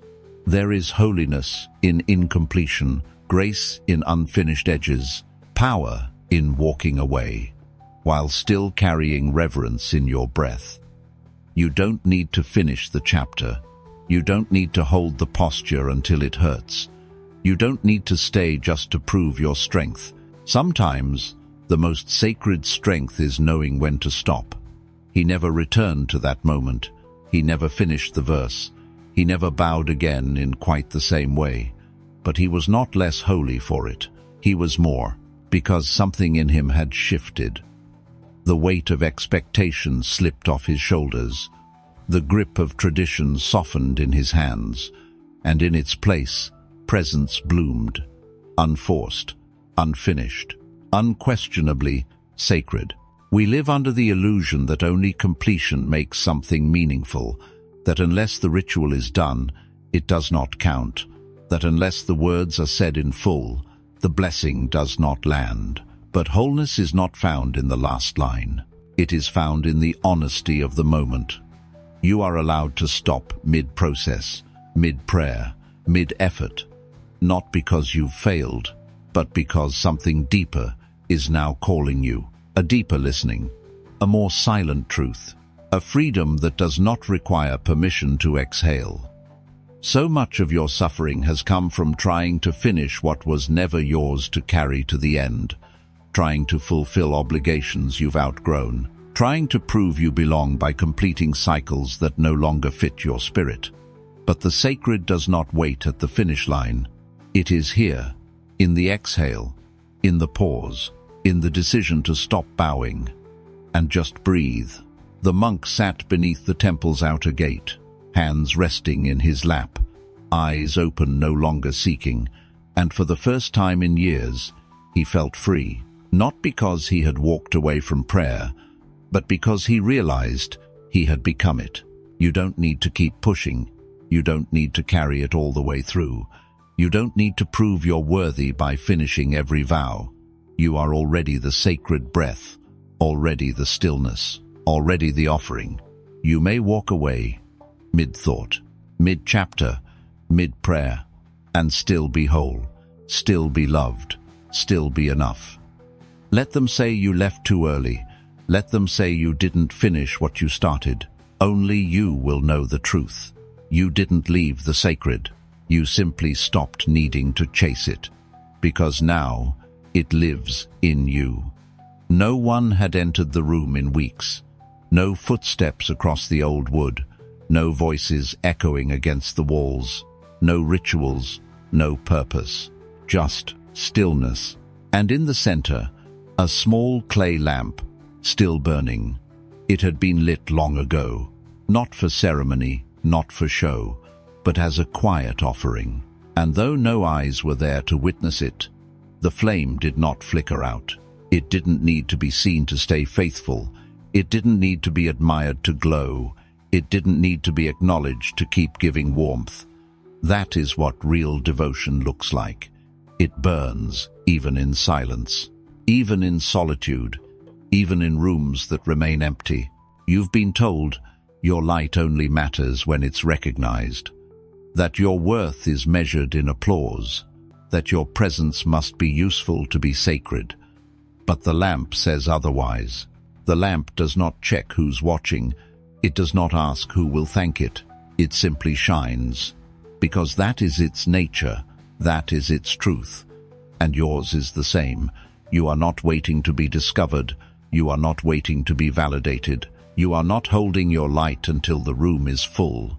You are allowed to shine, even when no one sees it. Especially when no one sees it, there are seasons where you will feel unseen, unheard, unfelt. Your efforts will echo into silence. Your love will go unreturned. Your prayers will seem to vanish. And still you burn. Not because they notice, but because you are lit from within. That is the lamp's wisdom. That is your strength. The monks who lit the lamp had long since forgotten it. They had moved on to other duties, other altars, other flames. But the lamp did not forget. It kept burning, softly, steadily, without anyone to witness its warmth. There is something sacred in that. To remain faithful when no one is watching. To offer light, even when no one reaches for it. To give warmth without expecting to be held in return. You've done this too. You've shown up with love in places that didn't echo it back. You've kept speaking truth into rooms that stayed silent. You've prayed over people who never said thank you. You've burned quietly through long nights, believing maybe, just maybe, it still matters. And it does, because light never asks for a stage. It asks only to be lit. Not for performance, but for presence. There are moments in your life where you will feel like that room, empty, unused, forgotten by the world. And in those moments, you might wonder, what's the point of shining if no one sees me? But the lamp answers softly, it's not about being seen. It's about being what you are, even when no one is looking. This is where your true strength lives. Not in applause, not in outcome, but in quiet consistency, in the choice to keep glowing, even in the dark, even when the room never fills, even when the door stays closed. Because what you give in silence creates warmth that reaches farther than you know. There are people who have passed through your light and healed, without ever telling you. There are prayers that landed, words that soothed, presence that steadied, even if the echo never returned. So don't stop shining. Not for them, not for reward, not for proof. Shine because you were meant to. Eventually someone will enter, not because you called them, not because you waited, but simply because the time was right. And when they do, they'll pause. They won't know why the air feels warmer, why the shadows feel softer, why peace seems to rest in the corners of the room. But it will be because of you, because you stayed lit, because you kept burning, because you did not go out, just because no one came to witness. That is the quiet grace of the unseen. Its power is not in being watched, it's in being true. You don't always need to be noticed to be holy. You don't need to be celebrated to be meaningful. You don't need to be surrounded to be enough. The lamp never demanded attention. It simply fulfilled its nature. That was its offering. That was its prayer. And you, too, are allowed to be that kind of faithful. The kind that shines without strategy. The kind that shows up even when there's no audience. The kind that believes presence is power, even in an empty room. So, if you've been wondering, does it matter that I'm still trying? Does it matter that I keep loving? Does it matter that I show up even when no one claps, no one responds, no one thanks me? Yes, it matters. It matters because light cannot help but bless what surrounds it, even in silence, even unseen. And more importantly, you matter. Not because of what you produce, not because of who sees you, but because you are lit by truth, by care, by the simple vow to remain yourself, even when the world forgets to open the door. The monk returned one day, not to worship, but to clean. And when he entered the unused room, he saw the lamp still burning. He didn't speak, he didn't bow, he simply stood, heart cracked open with reverence, tears warmed by a flame that had asked for nothing in return. This, he thought, is what devotion really is, not what begs to be seen but what burns regardless. So if the room is still empty tonight, shine anyway. If the silence is long, glow anyway. If no one notices, burn anyway. Because one day, someone will enter and feel what you left behind, not for praise, not for proof, but because it is yours, and because it is enough. Your light was never meant to prove anything. The candle flickered gently. Its light was warm, its flame danced, as flames always do, inviting, seductive, alive. And just beside it, a moth rested on the edge of a window, still, unmoving, unburned. It did not fly toward the glow. It did not ache for closeness. It did not confuse heat for love. It simply watched and waited, and then flew away. Not because it was afraid, not because it was indifferent, but because it no longer believed that every light was meant for it.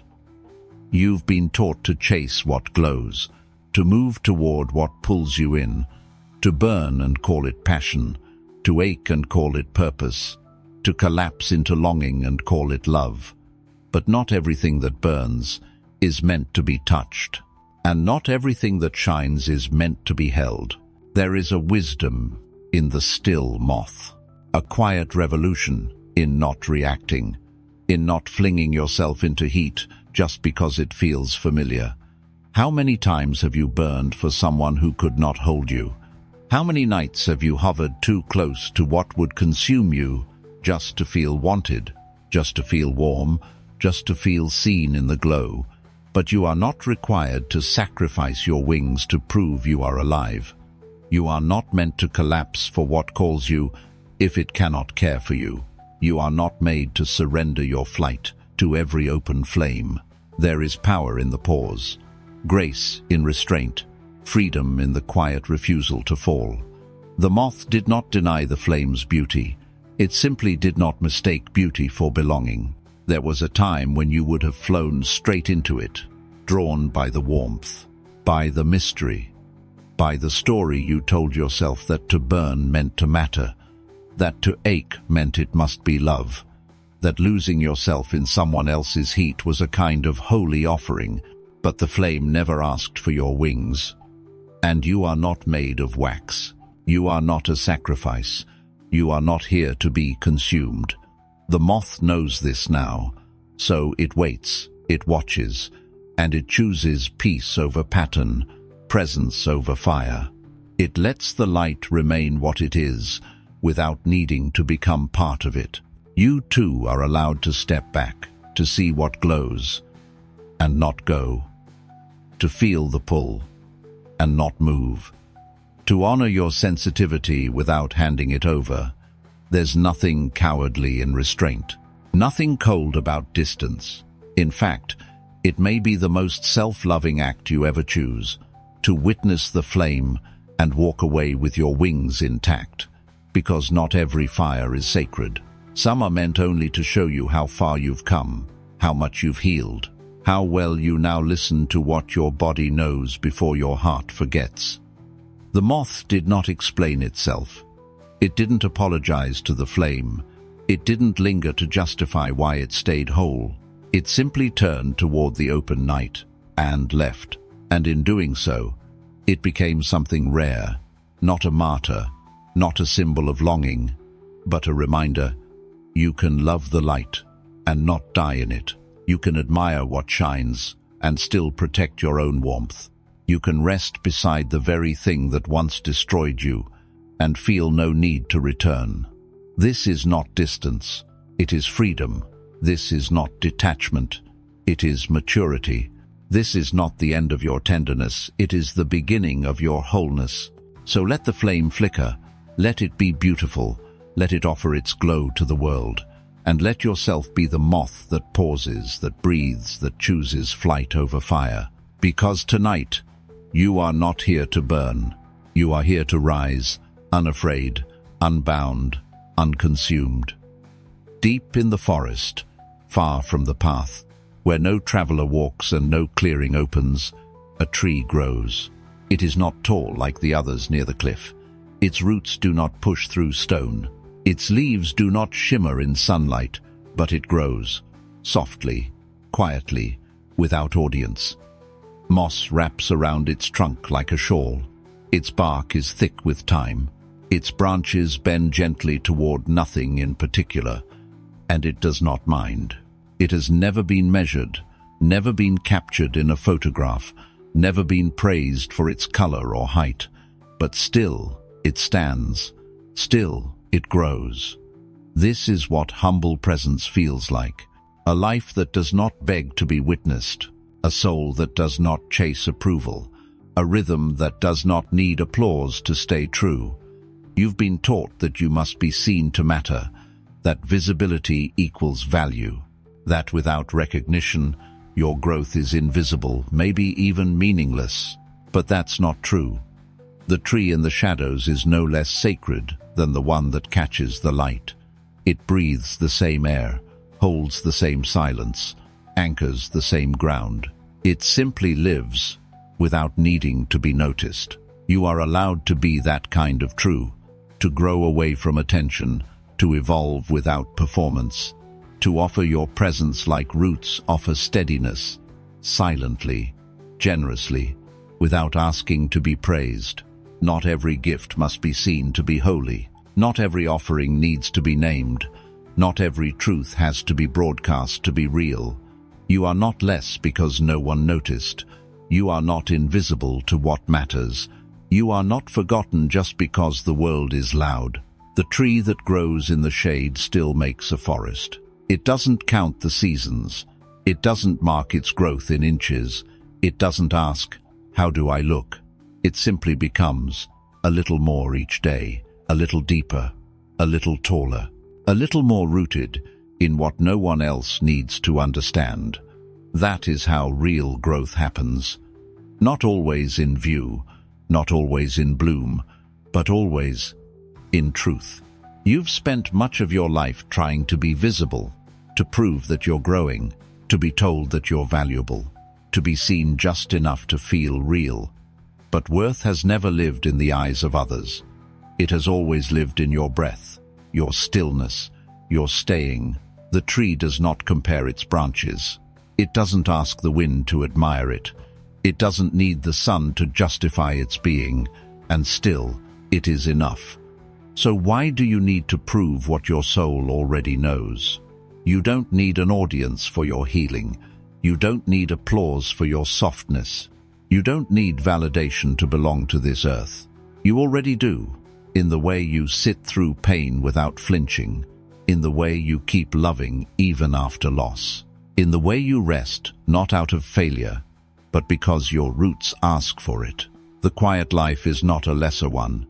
It is simply one that no longer feeds on being seen.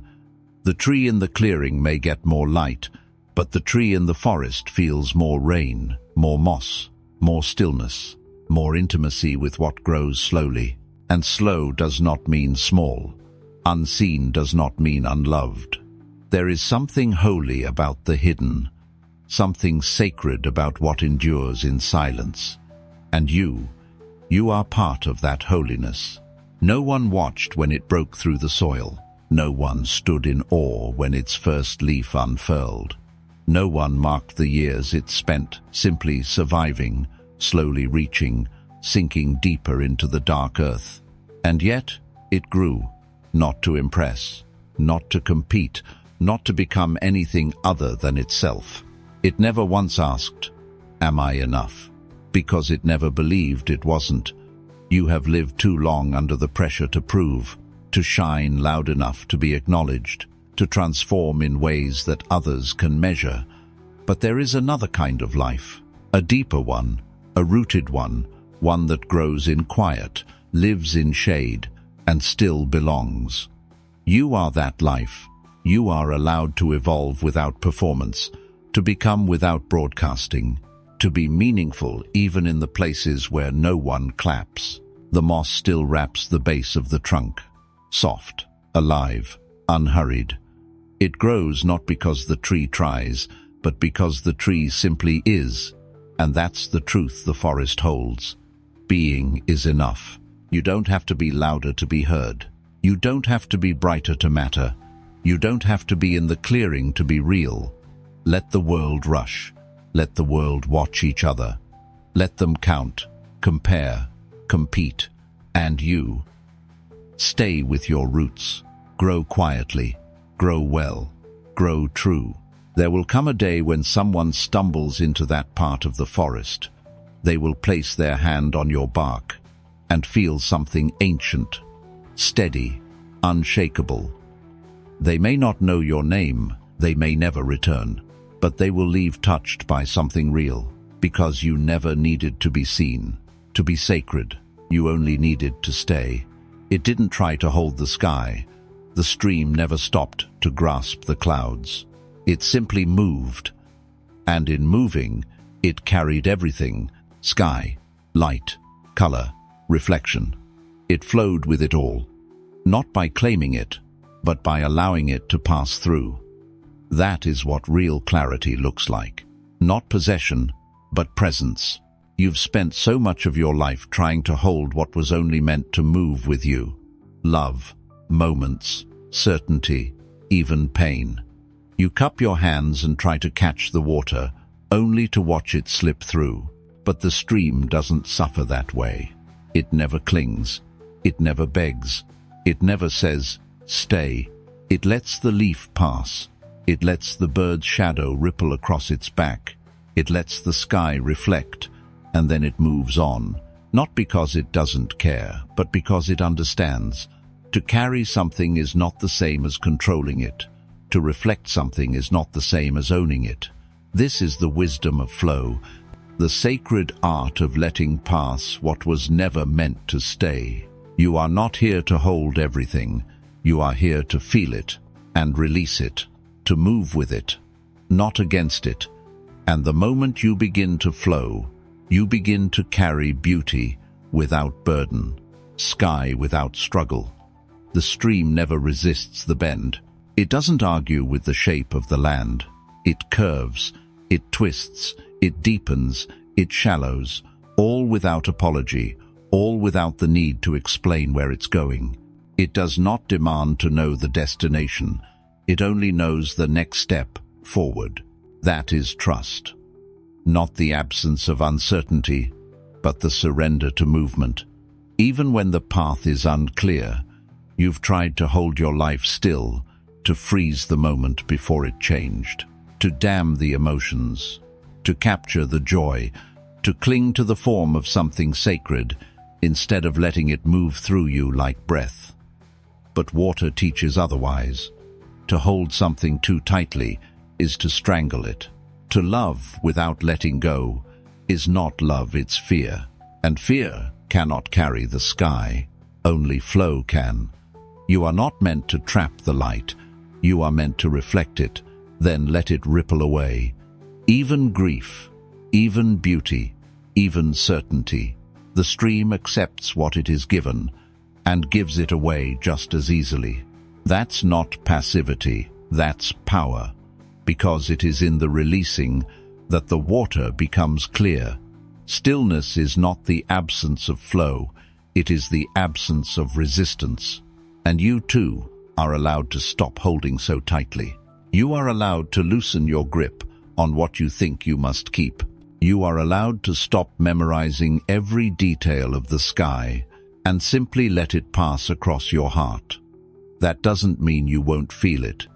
It means you won't lose yourself trying to keep it. The stream that carries the sky does not say, "This reflection is mine." It only says, "This is what passed through me, and that is enough." You too are enough, even as things pass, even as people come and go, even as the sky keeps changing. Your strength is not in how tightly you hold, it's in how freely you let things move, through you, with you, without losing yourself. So flow.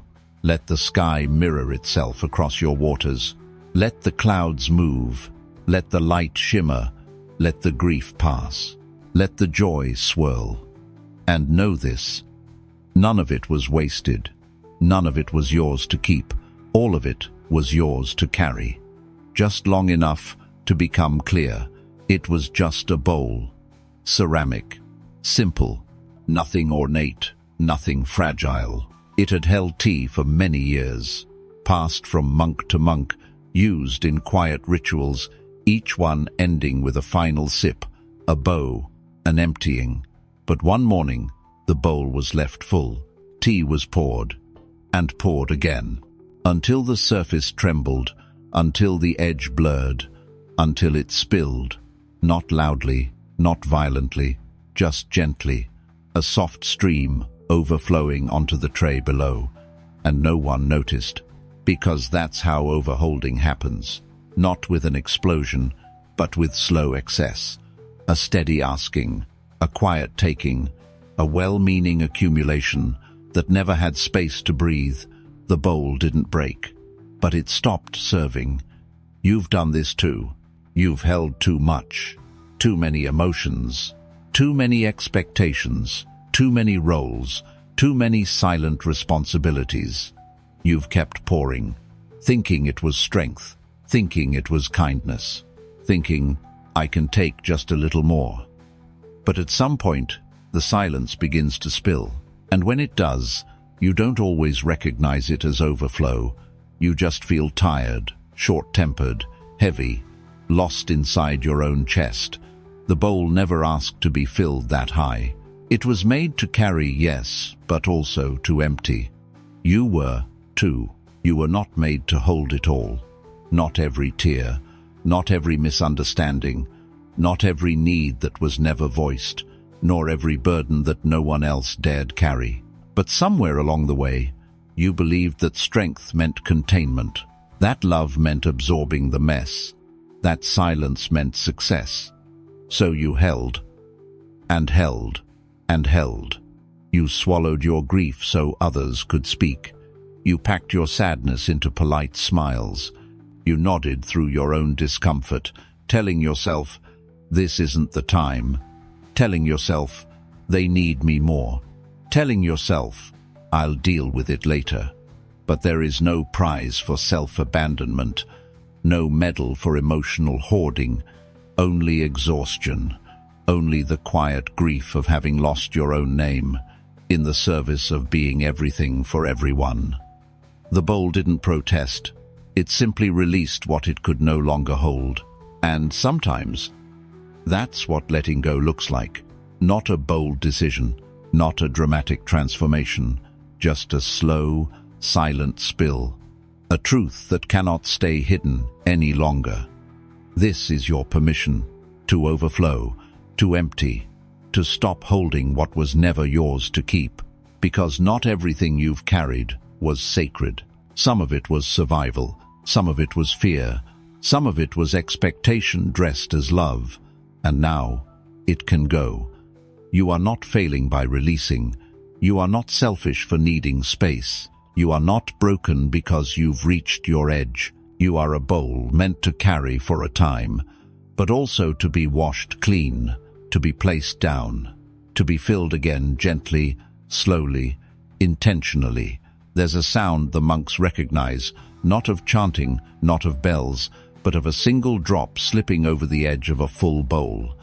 It is the sound of too much given, too much held, too much believed without rest. And in that soft spill, there is no shame, only truth. Because the bowl was never meant to prove its strength. Its strength was in its emptiness, its willingness to be filled and poured, not to hoard, not to hold everything forever. You too were never meant to keep it all inside. The words you didn't speak, the pressure you didn't name, the grief you thought had no room, the weight you believed only you could carry. You were praised for being so calm, so composed, so selfless, and quietly you were drowning in what spilled beneath your own stillness. But now, it's okay to let it go, not because it wasn't real, but because you are, and your presence is more sacred than your performance. There is no weakness in release, no failure in saying, This is too much. No sin in stepping back, in unholding, in softening your grip on what never belonged in your chest. You are not the container of everyone's sorrow. You are not the vessel for everyone's needs. You are not the answer to every silence that scares them. You are a being breathing, living, learning how to be held without breaking yourself to hold others. Let the tea spill. Let the tray catch what it can. Let the rest fall into the earth. It will not be wasted. Even what overflows has a place. But your place is not at the edge of depletion. You are meant to be full, but never beyond your shape. You are meant to serve, but not to disappear. You are meant to love, but not to lose yourself as proof. The monk picked up the bowl with 2 hands, emptied it gently, set it in the sun to dry, and whispered as he left the room, "Even sacred things must rest." So tonight, you are not being asked to hold more. You are being asked to release, not because you failed, but because you finally listened to the silence as it spilled over. And that is the beginning of peace. Before it was a mountain, it was a quiet ache beneath the earth. Stone pressing against stone, weight gathering in silence. Layers forming where no eyes could see. There was no announcement, no trumpet, no great reveal, just time. Time building something holy beneath the surface. And when it finally emerged, cracked through soil, met sky for the first time, it did not rush to be magnificent. It simply stood, half-formed, still growing, still rising. The mountain was never in a hurry. That's the truth no one tells you. Becoming takes time. Becoming takes silence. Becoming looks like nothing. Until suddenly, you look back and realize you are not where you began.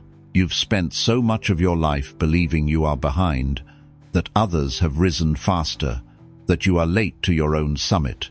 But mountains are not late, they are only deep, and their depth takes longer to arrive. You are not behind, you are becoming, and that becoming may be quiet.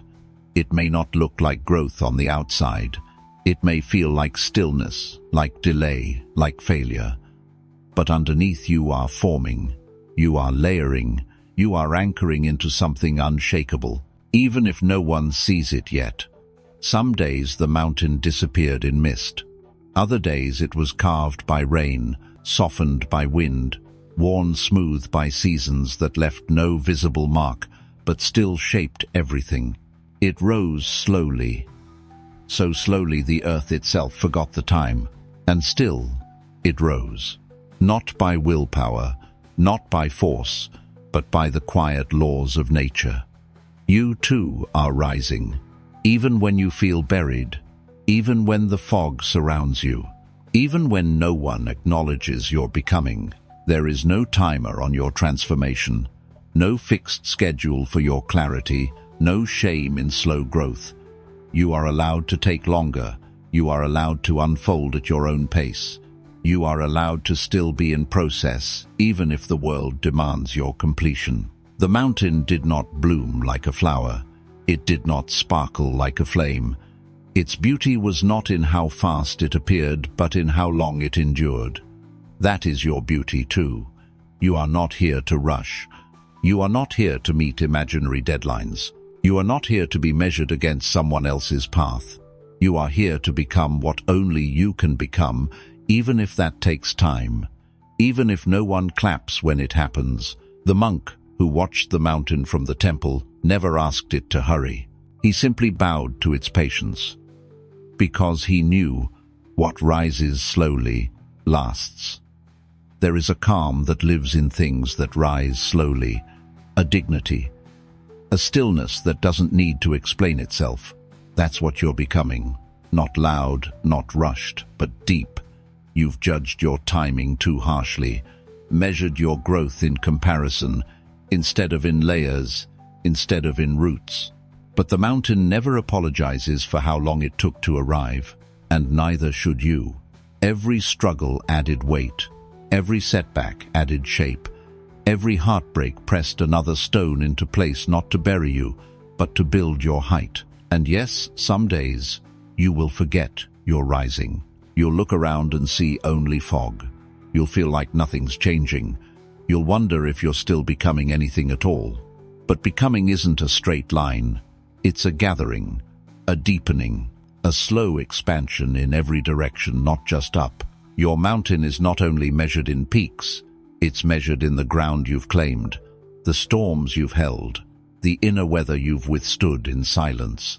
You are not behind. You are exactly where your mountain needs you to be. Let the seasons pass. Let the summit wait. You are not late. You are lasting. The monk once whispered a prayer at the base of that mountain. He said, "May I learn to rise like you without urgency, without noise, without asking the sky to notice." So tonight, take a breath. Not because you've arrived, but because you're allowed to be here, exactly where you are, and still be whole. Let the mist come. Let the clouds hide your progress. You are still becoming something unshakable. You are still becoming you. The fire was lit before dawn, not to chase away fear, not to destroy what was cold, but to warm the space without burning it down. It crackled softly in the center of the old house, held in stone, fed slowly, watched by a monk who had learned not all flames are dangerous. Outside, snow fell in silence, thick, white, unmoved, and still, within that quiet, a steady glow remained. This is what real fire looks like. Not the one that devours, but the one that remains. You've been afraid of your own intensity, afraid that if you feel too much, speak too loudly, burn too brightly, you'll lose everything. So you've dimmed, pulled back, pretended you were less. But your flame was never the problem, only how it was held. The monk didn't fear the fire. He respected it, he tended it, he gave it room, and in return, it offered warmth without destruction. You are allowed to be that kind of flame, the one that glows beneath grief without being consumed, the one that radiates through love without disappearing, the one that stands in the center of your own house and does not ruin it. You don't need to smother your fire to keep your peace. You don't need to freeze to be safe. You don't need to fear your passion just because it once hurt. There is another way, and the flame knows it. The fire never asked to be extinguished. It only asked to be understood, to be given shape, to be listened to be tended, not feared. You've been told your passion is too much, that your feelings are too strong, that your presence is overwhelming. So you tried to become smaller. You cooled yourself, dimmed your voice, buried your heat beneath politeness. But something in you still burns, still glows under the surface, still longs to warm, not destroy. This is not the flame of chaos. This is not recklessness. This is life. Your life trying to move through you without apology. Even love, if repressed, becomes cold. Even purpose, if ignored, turns to ash. The flame doesn't want to take over. It wants to live alongside, in harmony, in rhythm, in sacred respect. The monk adds wood with intention, not all at once, not to see how big it can become, but just enough to keep the room warm. That's how you tend to your own fire, with care, with listening, with faith that you are not dangerous just because you are powerful. You don't need to fear your desire. You don't need to run from your energy. You don't need to shut it all down just to be loved, or safe, or accepted. There is space in this world for a fire like yours, the kind that doesn't burn the house, but makes it a home. Outside, the snow continued falling, quiet, unbothered, covering the rooftops, the steps, the fields beyond the temple, and inside the flame held its place, not rising wildly, not disappearing, just glowing, steady as breath. You feared your fire because it once got out of control, because someone once mishandled it, because you saw what happened when passion went unchecked, how it scorched, how it scared, how it consumed. But that was not the fire's fault. That was the absence of care, the absence of space, the absence of someone who knew how to hold it. Now, you are that someone, the one who can hold your own flame, who knows how to tend without tightening, who knows how to let it breathe without letting it take over. Because you are no longer here to destroy yourself just to stay warm. You are here to live lit, not burned, to radiate, not retreat. There is a version of you that knows how to glow without apology. That version does not hide, does not chase, does not collapse into others or dim to keep peace. That version knows, not all fire is suffering, not all passion must hurt, not all intensity is a threat. Some fire just warms the room. And when you live from that flame, the quiet one, the steady one, the one that knows its place in your center, you become your own hearth, your own temple, your own home. The monk rose and placed another log on the fire, not because it was dying, but because it deserved to continue. So do you. Keep tending, keep burning, keep becoming a space where light does not mean danger. You are not too much. You are not unstable. You are not destructive just because you feel deeply. You are the flame that stayed, the fire that listened, the heat that didn't run wild.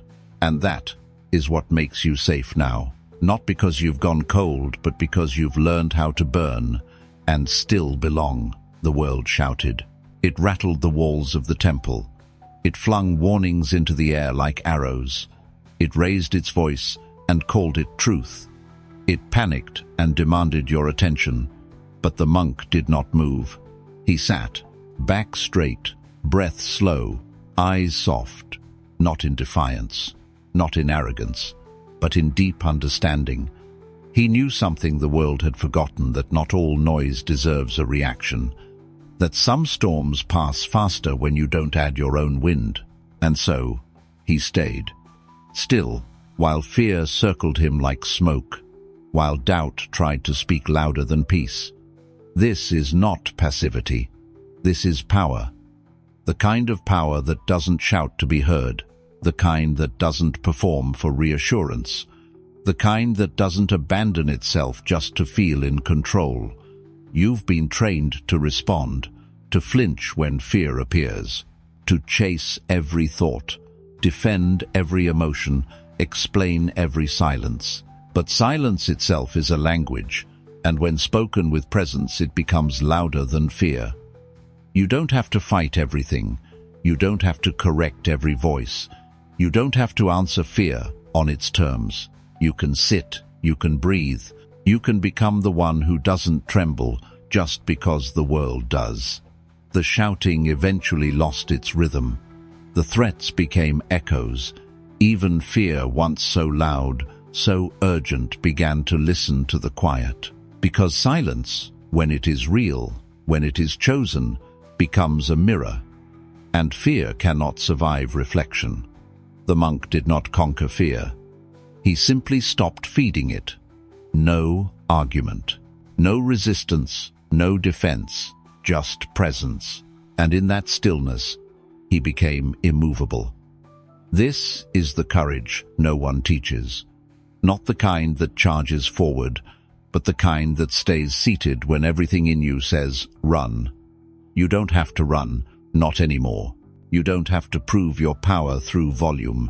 You don't have to flinch every time the old voice returns. You don't have to match fear with fury.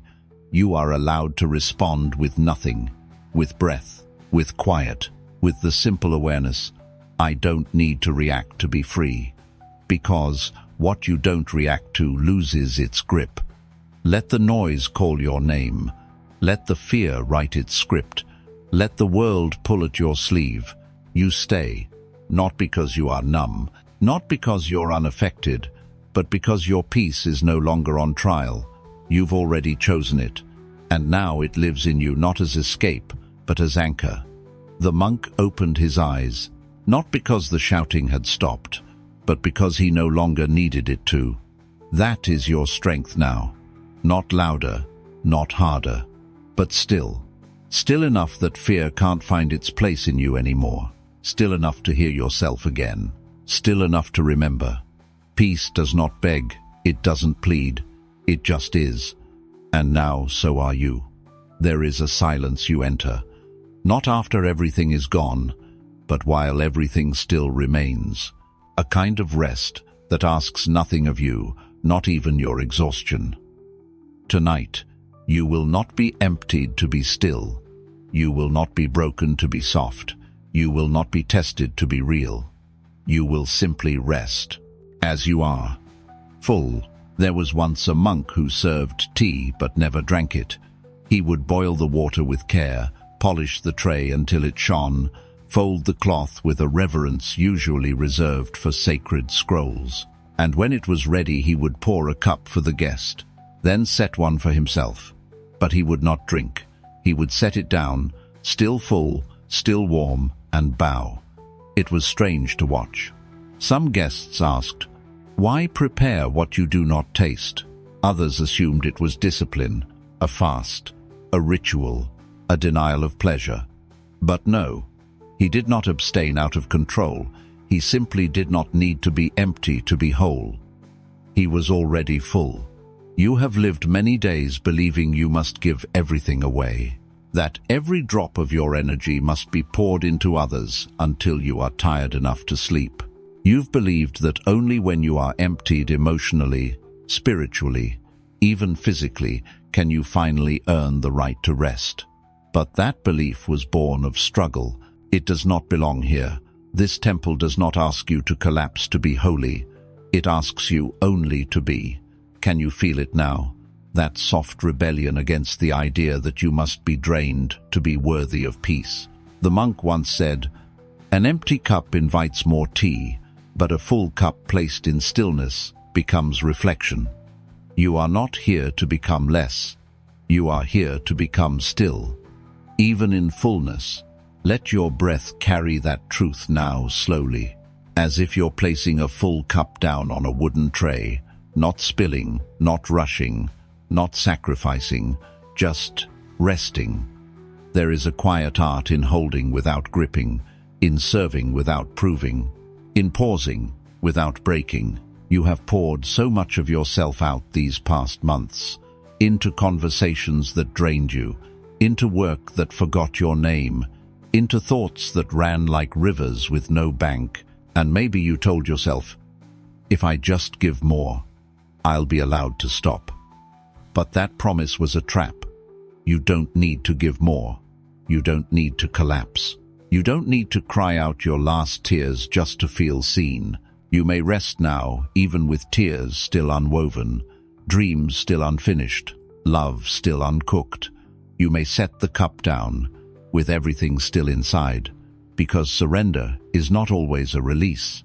Sometimes it's a refusal to continue emptying what is already sacred. You are not a container meant to prove its worth by what it loses. You are a presence, and even full, you are peaceful. Let that line echo through you now. Even full, you are peaceful. Let it find the parts of you that believed you had to give it all away. Let it touch the muscles that stayed tight, just in case someone needed you. Let it settle over your heart like steam curling over a bowl of tea, gentle, persistent, invisible, but felt. And when you feel it, don't rush to explain it. Don't analyze the peace. Just breathe inside it. You are not resting to become worthy. You are resting because you already are. Like the monk's cup, you may be full tonight, but you may still be placed down, still, sacred, seen. The room does not need to be dark for you to sleep. The world does not need to be quiet for you to find silence. And you do not need to be shattered to deserve stillness. Somewhere along the way, you learned that value was extracted from effort, that only when your cup was scraped clean, your energy wrung dry, your soul pressed like cloth in the rain, only then could you say, "I've earned it, I can stop." But what if the true mastery is knowing when to place the cup down before it spills? What if you've already done enough, not because it's complete, not because they understand, not because everything is folded and resolved, but because your spirit whispered, "That's enough for now." There is a beauty in restraint, in sacred pause, in the unspoken wisdom that says, "I will not burn myself just to light another's path." Rest is not always emptying. Sometimes it is preserving. And you have preserved so much. Your truth, your softness, your capacity to feel joy, even when the world asked for grief. You have walked through fire and still carry water. You have survived storms and still speak gently. You are full but not finished, and that is enough. The monk's teacup sat beside him, untouched, and yet it gave warmth to the room, not by what it poured, but by what it held. Do you see? Even your silence tonight is sacred. Even your stillness is service. Even your unspoken heart is an offering. You are not missing anything. You are not falling behind. You are not failing to heal just because you are not spilling open. The world teaches us to equate exhaustion with virtue, but you were never meant to earn sleep with pain. You were meant to return to it like a temple you carry in your chest. Lay your thoughts down beside the cup. Let them cool. Let them rest. You do not need to figure them out tonight. You only need to stop holding them like weapons. Sometimes the bravest thing you can do is to keep what you carry and still sit down, with your joy intact, with your hope untouched, with your heart still brimming with the tea of possibility. Rest like that tonight, like someone who knows they can stop without explanation, like someone who knows they do not need to break to be real. The monk once told a visitor, "If I drank to empty myself each time, I would forget the taste, I would forget the scent, and I would forget that even fullness can be quiet." There is nothing to fix tonight, nothing to earn, no final sip to take before you can rest. Only the sacred art of pausing, not because you must, but because you can, and that is peace. Let the steam rise from your own presence. Let it warm your breath, your chest, your hands. Let the cup remain full. Let the world wait. Let your body believe it's allowed to stop, because it is, because you are. There is a sound a cup makes when it is placed gently on wood, not dropped, not slammed, just set down. It is the sound of surrender without collapse, of release without regret, of presence without performance. Can you hear that sound within yourself now? It's not loud. It doesn't cry for attention. It doesn't echo like pain. But it is real. It is the moment you decide, "I will not give more just because I can. I will honor what remains, and I will rest without loss." There are many kinds of rest. There is the rest of the broken. There is the rest of the weary. And then there is the rest of the wise, those who stop before the breaking. You have always been strong enough to endure. But strength is not the same as wisdom. Wisdom says, you don't need to keep pouring just because the cup is in your hand. You may stop here, not because you have nothing left, but because you know the value of what remains. Let the fullness within you breathe. Let it settle without urgency. Let it remind you, your being does not require depletion to be divine. Even the sky doesn't pour endlessly. Even the moon does not shine at full every night. Even the rivers pause in winter. So why do you? You were not made to overflow for everyone else, every moment, forever. You were made to hold, to warm, to carry beauty within you, and then, sometimes, to simply set it down. The monk's tray held 2 cups, one to serve, and one to remember himself. He never confused the two. He never gave both away. You may serve the world. You may love deeply. You may offer yourself in generosity and truth. But tonight, you remember the second cup, the one that is yours, the one you don't have to give. Not because you are selfish, but because you are sacred, and what is sacred must sometimes be preserved. Let tonight be your return to that kind of holiness, not the holiness of giving everything away, but the holiness of knowing that what stays within you is also divine. Let the full cup sit beside you in stillness. Let it witness your breath. Let it accompany your sleep. You do not need to empty yourself to be at peace. You do not need to prove you are drained to deserve rest. You only need to remember, stillness welcomes the full as much as the empty. Let your thoughts slow now. Let your chest rise softly. Let your hands relax as if they no longer need to carry the world. You are not abandoning anything. You are not failing anyone. You are not unfinished. You are simply full. And you have chosen peace. As the steam rises from your unseen center, as the night folds around you like a quiet robe, as the air hums with the gentle echo of a day complete, may you remember this. You may stop now, without depletion, without guilt, without explanation. You may set your cup down, full, and it will still be beautiful, still sacred, still yours. And you, even in stillness, are more than enough. There are truths that arrive like lightning, loud, sudden, unmistakable, but there are others, the ones that change you most, that arrive like a whisper you didn't know you were waiting for, not because you called them, but because you finally stopped calling. And in that silence, they rang. This is not the story of a monk who chased enlightenment. It is the story of a bell that sang without being struck, a sound that came not from action but from presence. High on the edge of a wind-swept mountain, there stood a single bronze bell. No rope, no clapper, no hand to strike it. It was carved in the shape of a lotus, open, unguarded, whole. The villagers below said it was silent for centuries, but the monks knew better. It did not need a hand. It only needed the wind. And when the wind was right, when the sky turned just enough, and the silence was wide enough to hold it, the bell would ring, softly, perfectly, as if the mountain itself had remembered a name and whispered it back into the world.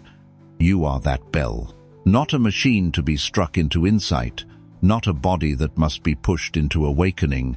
You are a sacred instrument waiting for the stillness that lets your soul begin to sing. You have tried for so long to wake up through force, to fix yourself with effort, to shout your way into healing. But healing does not always respond to noise. Sometimes it only answers silence. Can you feel it now? That moment right before sound, that breath, not because you earned it, but because you're finally here. You don't need to be touched to awaken. You only need to stop pushing and listen. The monks would say, the bell rings when it is not interrupted. Not when it is struck, but when it is still enough to let the wind pass through. So tonight, stop striking yourself with thought. Stop hitting your mind with judgment. Stop beating your heart into something it doesn't want to become. Let the wind move through you.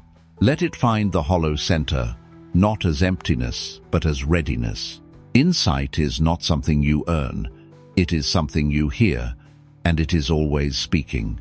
You just forgot how quiet it is. There are teachings that do not arrive in books, that no guru can place in your hand, that no practice can speed up. They wait in the space between trying and surrender, between breath and release, between who you think you are and what you've always been. The bell on the mountain never worried if it would ring. It only stood there whole, patient, unbroken, knowing that the wind would someday find it again. You don't need to force your voice into clarity. You don't need to strike your chest to find your purpose.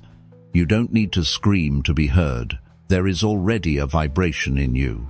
It just needs quiet to reach the surface. Let yourself be still enough tonight to hear the part of you that is already singing. You were taught to awaken with effort, to meditate harder, to breathe deeper, to search further, as if stillness were a prize hidden beneath piles of practice. But what if truth is not something you build toward, but something you become quiet enough to remember? Not loud, not sudden, not announced, but already here, already inside. The bell never left the mountain. It never chased the wind. It never questioned its place. It simply waited fully formed for the moment the air would carry its sound. So why are you trying so hard to become what you already are? You have been shaped for this silence, carved by years of seeking, sanded by longing, hollowed by heartbreak, until you became something the wind could pass through. You do not need to add more. You only need to stop holding everything so tightly. Insight breathes through space, not strain. Do not fear the stillness. It is not the absence of life. It is the doorway through which real life enters. Let yourself sit like the bell, not demanding a breakthrough, not reciting a ritual, not reaching for a result, just listening. And if no sound comes, listen deeper, because the silence itself is not empty. It is full of everything you forgot to hear. You will not be awakened by punishment, not by guilt, not by fear, not by noise disguised as knowledge. You will awaken like the bell touched only by presence, moved only by still air, rung into remembrance by something that arrives when you no longer try to grasp it. Tonight, let your mind become wind. Let your heart become bronze. Let your soul become the waiting. You are not behind. You are not blocked. You are not broken. You are just a moment away from the sound that does not need effort to begin. You are just one breath from the realization that has always been circling you like wind around the bell. And when that breath finds you, when the vibration rises from nowhere, do not ask, "Did I earn this?" Just listen and let it ring. Sometimes, the greatest shift happens when nothing moves. When your hands are still, when your thoughts no longer race, when you stop trying to be more than you already are. And in that stillness, you hear it not with your ears, but with something older, something sacred, the faint hum of truth vibrating through your being like a bell touched by the wind. This is the awakening that cannot be forced. The realization that does not arrive in thunder. It comes when you are no longer demanding an answer, when you've let go of the search and become the space where wisdom can land. Let this be enough. Not a loud breakthrough, not a grand moment, but a soft return to what has always been echoing within you. You are not waiting on enlightenment. It has been waiting on you to be still, and now you are. So, breathe, feel the vibration, and let it ring through your life without needing to know why. Because some bells, the most sacred ones, do not need to be struck. They only need to be heard. And tonight, you finally listened. Not everything that followed you belongs with you. Not every memory that lingers deserves a room in your heart. Not every shadow must be carried just because it once walked beside you. There comes a moment, quiet, unannounced, inevitable, when the past reaches for your ankle and finds no weight left to hold. And in that moment, something sacred happens. You do not fight it. You do not explain it. You simply keep walking, and the shadow stays behind. This is that moment. There is a road you once walked, barefoot, cut by regret, stitched with shame, lined with versions of you who did not know how to rise. You lived there. You repeated your name in the dark. You apologized to silence. You tried to fix what wasn't even yours. But tonight, you are no longer standing on that road. You are somewhere else, somewhere softer. And the only reason the past feels close is because the mind still echoes what the body already left. Look at your feet. The dust is not the same. The moonlight is new. And the shadow, it's thinner now, looser, almost forgetful, because you are not who you were, and it no longer recognizes you. You carried it for so long, didn't you? That version of yourself that flinched before speaking, that apologized before breathing, that assumed the fault before anyone said there was one. That version survived. And for that, it deserves a bow. But survival is not the same as arrival. You are not meant to keep becoming who you needed to be in moments of pain. The shadow that once clung to your steps was shaped by who you were when you didn't know better. It followed out of habit, not belonging. You do not have to turn around and explain your freedom to it. You do not owe your past a continuation. The monk once said, "A shadow has no home, only a host." And you are no longer offering yourself as shelter for sorrow. Tonight, you do something quietly holy. You walk forward without waiting for it to catch up. And when you look back, it's not there. Only moonlight, only the sound of your breath, only the peace of being unaccompanied by what once hurt you. The shadow didn't follow you home because it finally knew this home is yours now, and it was never invited in. You've spent a long time chasing light, running after it like a prayer you thought you had to earn, reaching, stretching, begging for the warmth to fall exactly where you stood. But peace does not always come because you moved toward it. Sometimes it comes because you finally stopped turning away. There is a kind of light that finds you only when you become still enough to see it, like the moon through a paper window, uninvited, yet welcome, soft, yet undeniable. There was once a temple with no candles, no lamps, no golden ornaments, just one window, thin rice paper stretched across a wooden frame, and at night the moon would rise in front of it. No effort, no ritual, no incense burned to summon it, only presence. And in that quiet glow, the monks would sit not to understand, not to solve, but to witness. The world did not change in that room, but they did, because peace was not something they went to find. It was something they allowed themselves to face. Just like you, now sitting before the window of your own being, noticing what was always waiting to be seen. You don't need to name the light to be changed by it. You don't need to understand the moon to feel its stillness enter your chest. Peace doesn't always knock. Sometimes it just stands at the edge of your attention, waiting for you to turn toward it, not with effort, but with openness. How many nights have you missed the moon because you were too busy trying to create one of your own? You lit candles, you searched for meaning, you asked questions that had no answer, all while the light was already there outside the window, not speaking, just shining. Let this be the night you do not chase it. Let this be the night you simply face it. You don't need to fix anything right now. You don't need to rehearse your worthiness. You don't need to empty your thoughts or cleanse your history. You only need to be near the window, to sit in such a way that the light is allowed to arrive. And when it does, don't reach for it. Don't bow to it.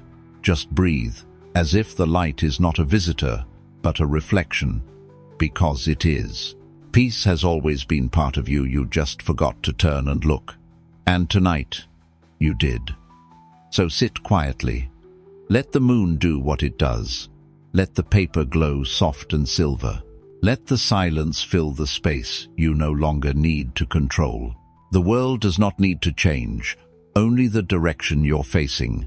And now, you're facing the moon, and it is enough. Some paths disappear not because they were never real, but because you no longer need to walk them. There's a kind of healing that doesn't look like a sunrise or a revelation.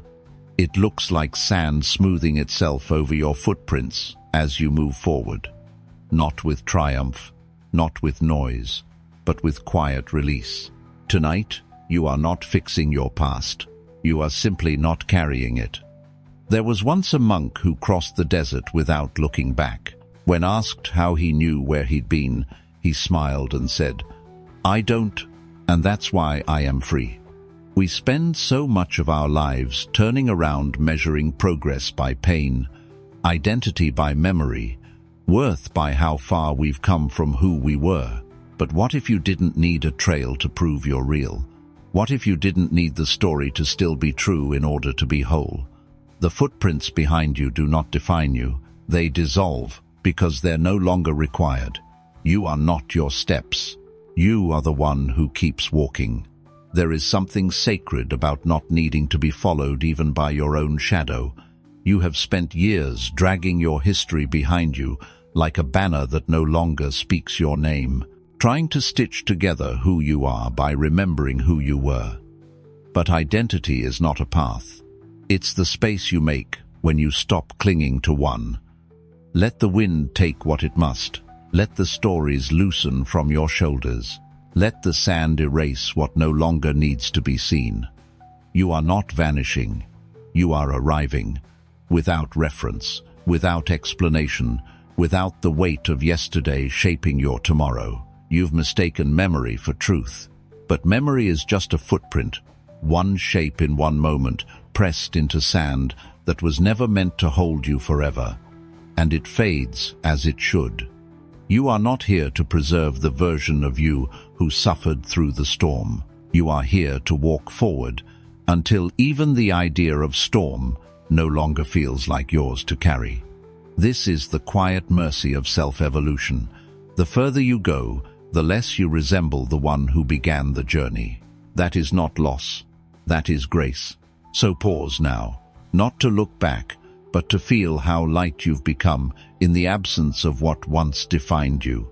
Feel your shoulders, no longer clenched by names you outgrew. Feel your breath, unentangled from apology. Feel your soul, free from the proof of progress. Even your suffering no longer speaks in the same voice. It tries to call out, but you don't respond, because it's calling a version of you that no longer lives here. That's the thing about the sand. It does not remember. It forgives everything simply by refusing to keep the mark. And maybe that's the forgiveness you've needed all along. You thought healing meant tracing your footprints until you understood every one, but healing was never in the map. It was in the disappearance. You are not here to explain how far you've come. You are here to finally stop measuring, to let the path vanish, because it no longer serves your presence. You are not the echo. You are the voice. You are not the footprint. You are the foot still moving.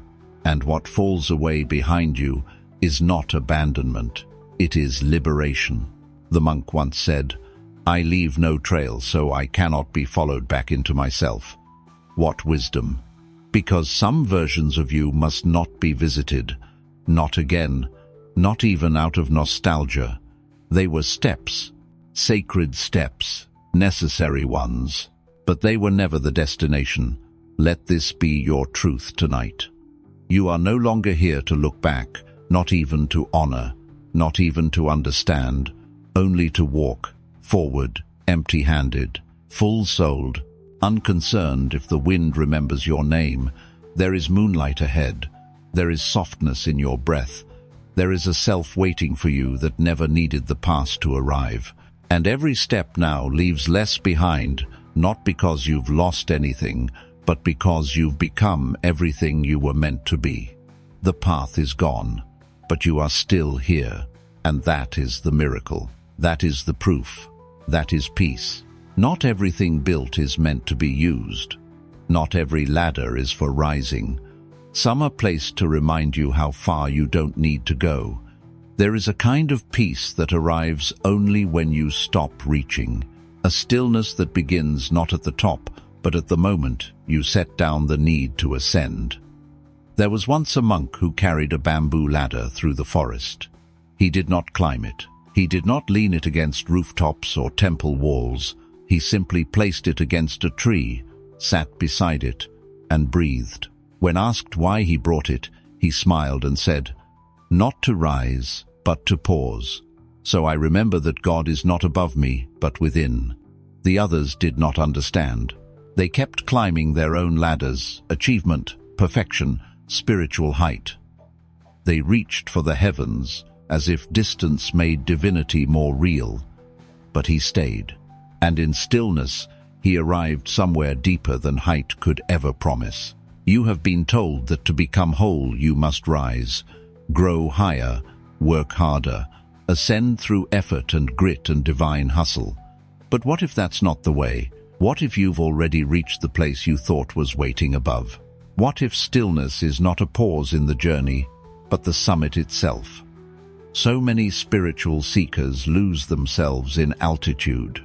They measure closeness to truth by how high they feel, by visions, by energy, by mountaintop moments where ego can still hide in robes. But the monk knew. He knew there was a holiness, not in upward movement, but in downward resting, not in peak, but in presence. He would run his fingers along the smooth bamboo rungs and whisper, "Not every step is meant to be taken. Some are meant to be honored. Some are meant to remind you that the sky has nothing the still earth doesn't already hold. You were taught to climb towards something. But what if the divine has been leaning beside you this entire time? Not asking you to rise, but to stop and feel that it never left." There is a kind of surrender that doesn't feel like giving up, but like finally sitting down in the exact place you kept walking past. You've climbed enough. In your mind, in your spirit, in your endless effort to become what you already are. But you were never meant to chase your divinity up a ladder. You were meant to return to it by sitting beside the very tool you thought would carry you there. The bamboo ladder rests against the tree, soft, silent, unused. Not because it failed, but because it fulfilled its purpose without a single step. It showed you that the summit is not above you. It lives inside your stillness. It reminded you that the highest wisdom is sometimes found at the foot of what you were taught to climb. So rest now. Breathe. Let the ladder lean. Let the wind move through its rungs without urgency. You are not falling behind. You are not giving up. You are arriving not by ascending, but by being right here. And in that holy quiet, you will finally hear it. You don't need to rise tonight. You only need to remember, you were never below. There is a silence that doesn't feel like absence, but like closure. Not the kind that slams a door, but the kind that watches the wind carry your voice away and does not ask for it back. A monk once stood at the edge of a canyon. He had carried questions for years, words shaped by grief, longing, unanswered prayers folded into syllables he never dared say aloud. That night, he did. He shouted, not to be heard by anyone, but to no longer hold it in. The canyon was wide, endless, a mouth of still stone and sacred quiet. He waited for the echo. He expected it, like all humans do, but it never came. No sound returned, no reflection, no answer. Only stars above, only breath below, only a quiet so complete it erased the question itself. And in that absence, he understood. Not everything needs a reply. Not all wounds need to be witnessed. Not every offering requires applause. Sometimes, silence is not failure, it is the final word. The canyon had heard him. It simply chose not to speak, and that was enough. You have been trained to wait for echoes, to speak your truth and expect acknowledgement, to cry out and assume something, somewhere, will answer back. But what if the silence is the answer? You've whispered your pain into late nights. You've prayed without reply. You've tried to make peace with things that gave you no closure. And still, no sound returned, no validation, no mirrored voice saying, "I heard you. You're right. It mattered." So you wondered, was I ignored? Was I wrong? Was I too much? Or not enough? But here, in this canyon of sky and stone, where even your breath dissolves before it's heard twice, you learn something softer. Maybe the universe heard you and bowed in silence, not because it was indifferent, but because it trusted you to carry your own ending. Not every pain needs permission to close. Not every question needs to be solved out loud. And not every truth needs reflection to remain true.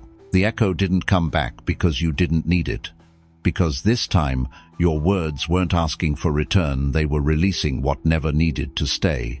The monk stood a little longer, watching the sky remain unmoved. No voice answered. No sign arrived. But something inside him shifted. He didn't feel abandoned. He felt relieved. as if the silence had absorbed the weight he was never meant to carry home.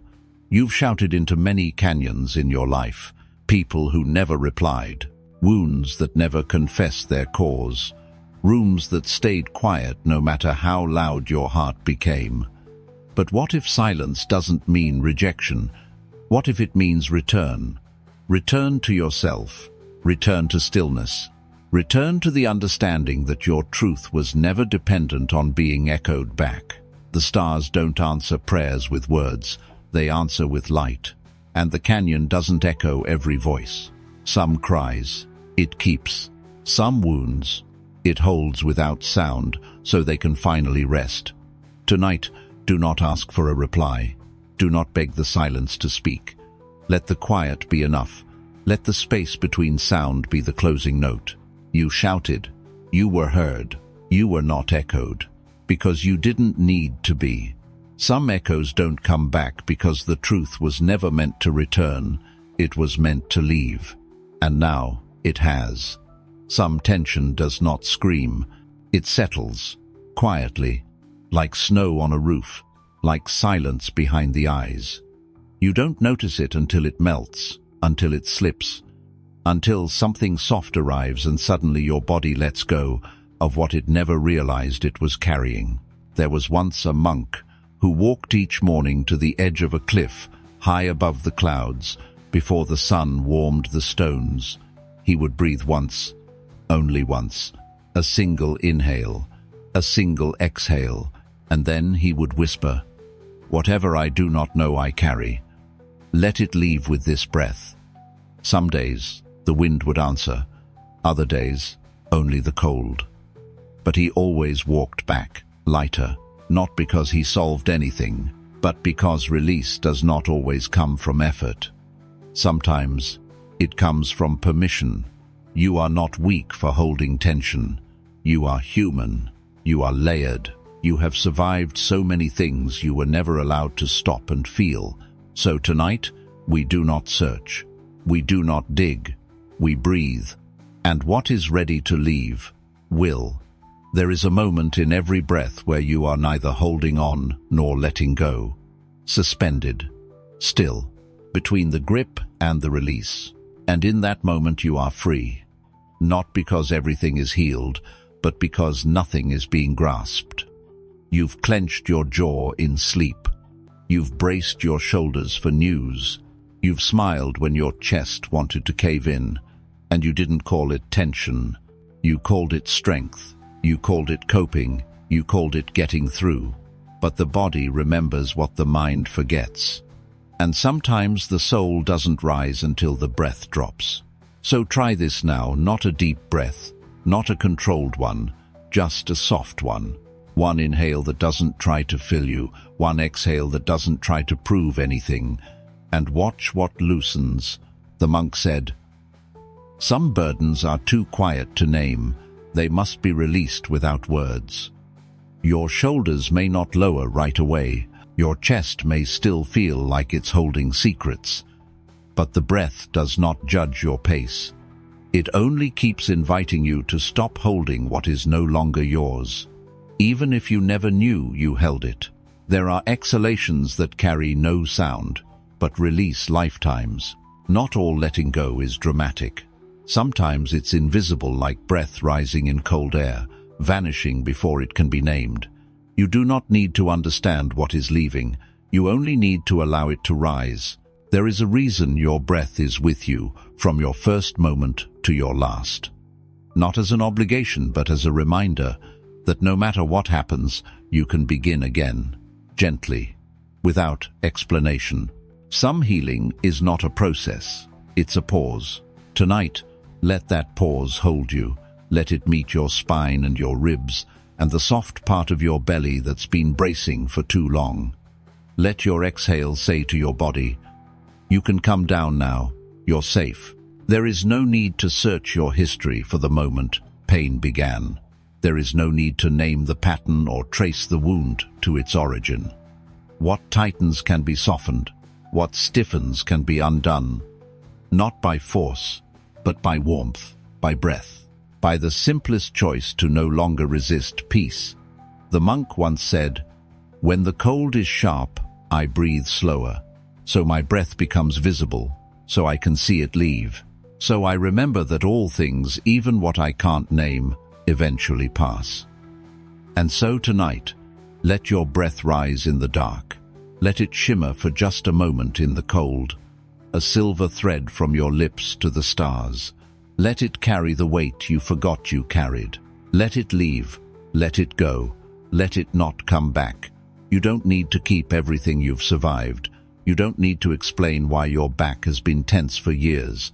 You don't need to justify your right to loosen. You only need to breathe, as if life itself trusts you to take in and release without proving a thing.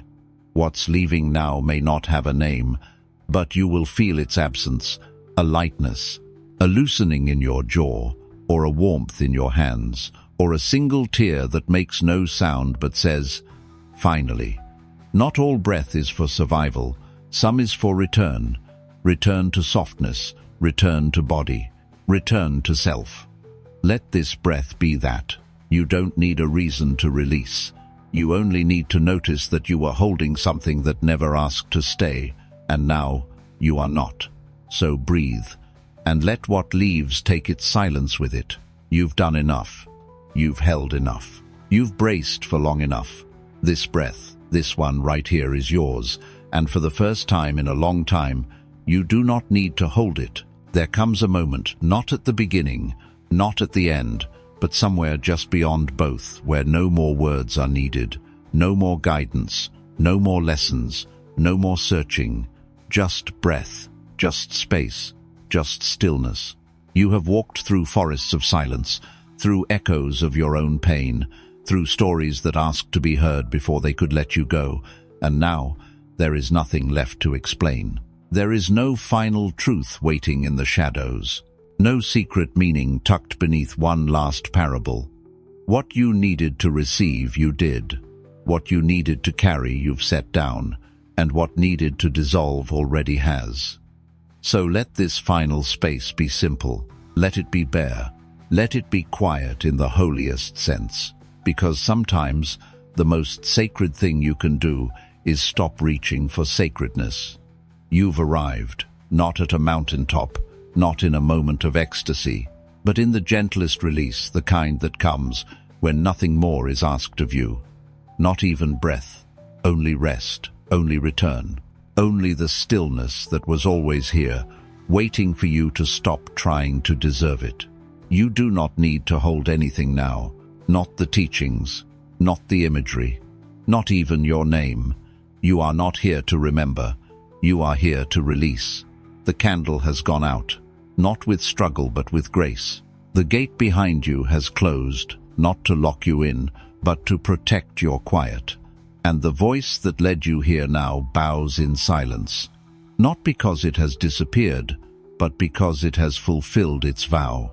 You've given enough, not just to others, but to the inner work, to the growth, to the hunger for healing that has driven you through layer after layer of what was never yours to keep. You've walked far. You've opened your hands to what hurt and what healed. You've let go again and again and again, and now you no longer need to try. Let the silence continue without your effort. This is not something you must maintain.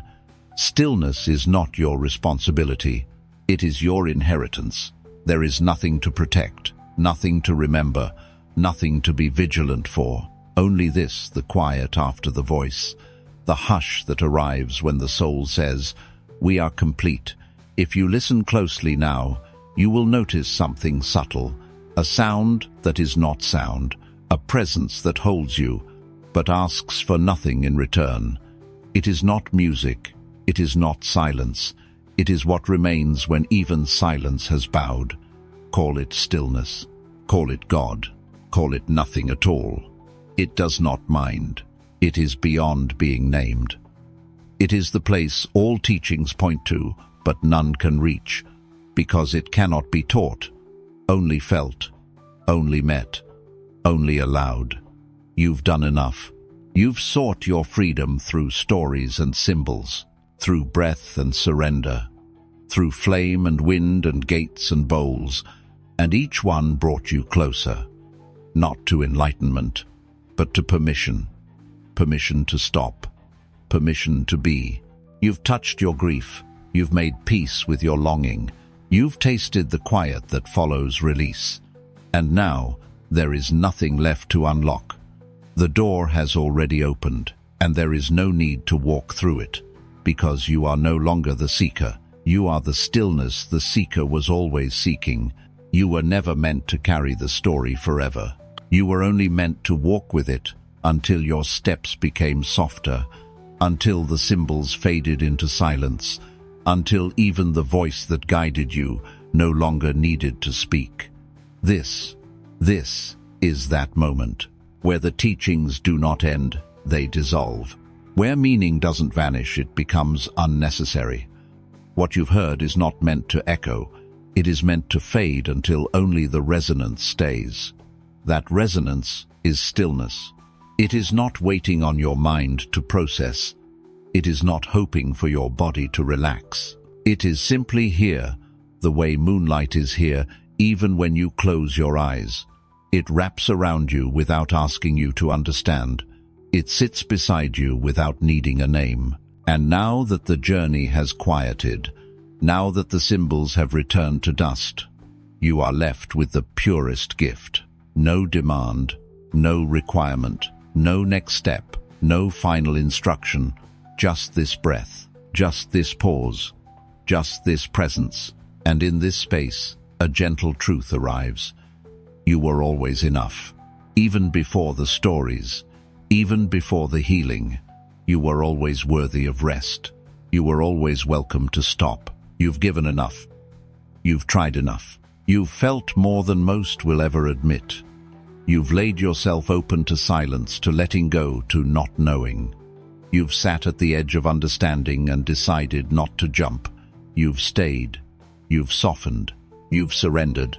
And now, you are held by the quiet, held by the breath, held by something so still, so eternal, so complete that it does not need to say your name to know you. Let it hold you. Let it hold you without your help. Let it continue without your reaching. Let it stay without your doing. Let the silence continue without your effort. That is the final invitation, the deepest one, the one that has no voice but never stops calling. It asks nothing. It waits for nothing. It simply offers itself again and again in the softest language your spirit understands: presence. You do not need to be aware of it to receive it. You do not need to feel healed to be worthy of it. Stillness does not ask you to arrive pure. It simply asks that you stop running, and you have. That's why it's here now. That's why you feel the quiet inside you, mirroring the quiet around you. There are no instructions left, no more parables, no more metaphors, only this stillness, only this breath, and in it, a sacred knowing that the path was never upward, that the gate was never locked, that the echo was never meant to return, that you were never meant to keep walking. You were meant to stop, to rest, to dissolve into the stillness that waited after the story ended. The voice that carried you has said all it needed to say, not because it ran out of words, but because it no longer needs them. You are safe. You are sacred. You are still. There is nothing more to carry. There is nothing more to prove. You may let the journey close now, gently, like a page turned by wind. And the silence that follows is not emptiness. It is arrival. The final breath rises now, not forced, not pushed, not managed. It rises like mist in morning, like incense in prayer, like forgiveness you no longer need to ask for. This is not an ending. This is a return to the part of you that was never waiting because it was never lost. It was only quiet. And now you have become quiet enough to meet it. So let this be the final blessing. Let this be the last permission. You've given enough. You've searched enough. You've wept and wondered and risen enough. There is nothing more to do. Not tonight. You may rest now. The breath will carry you the rest of the way.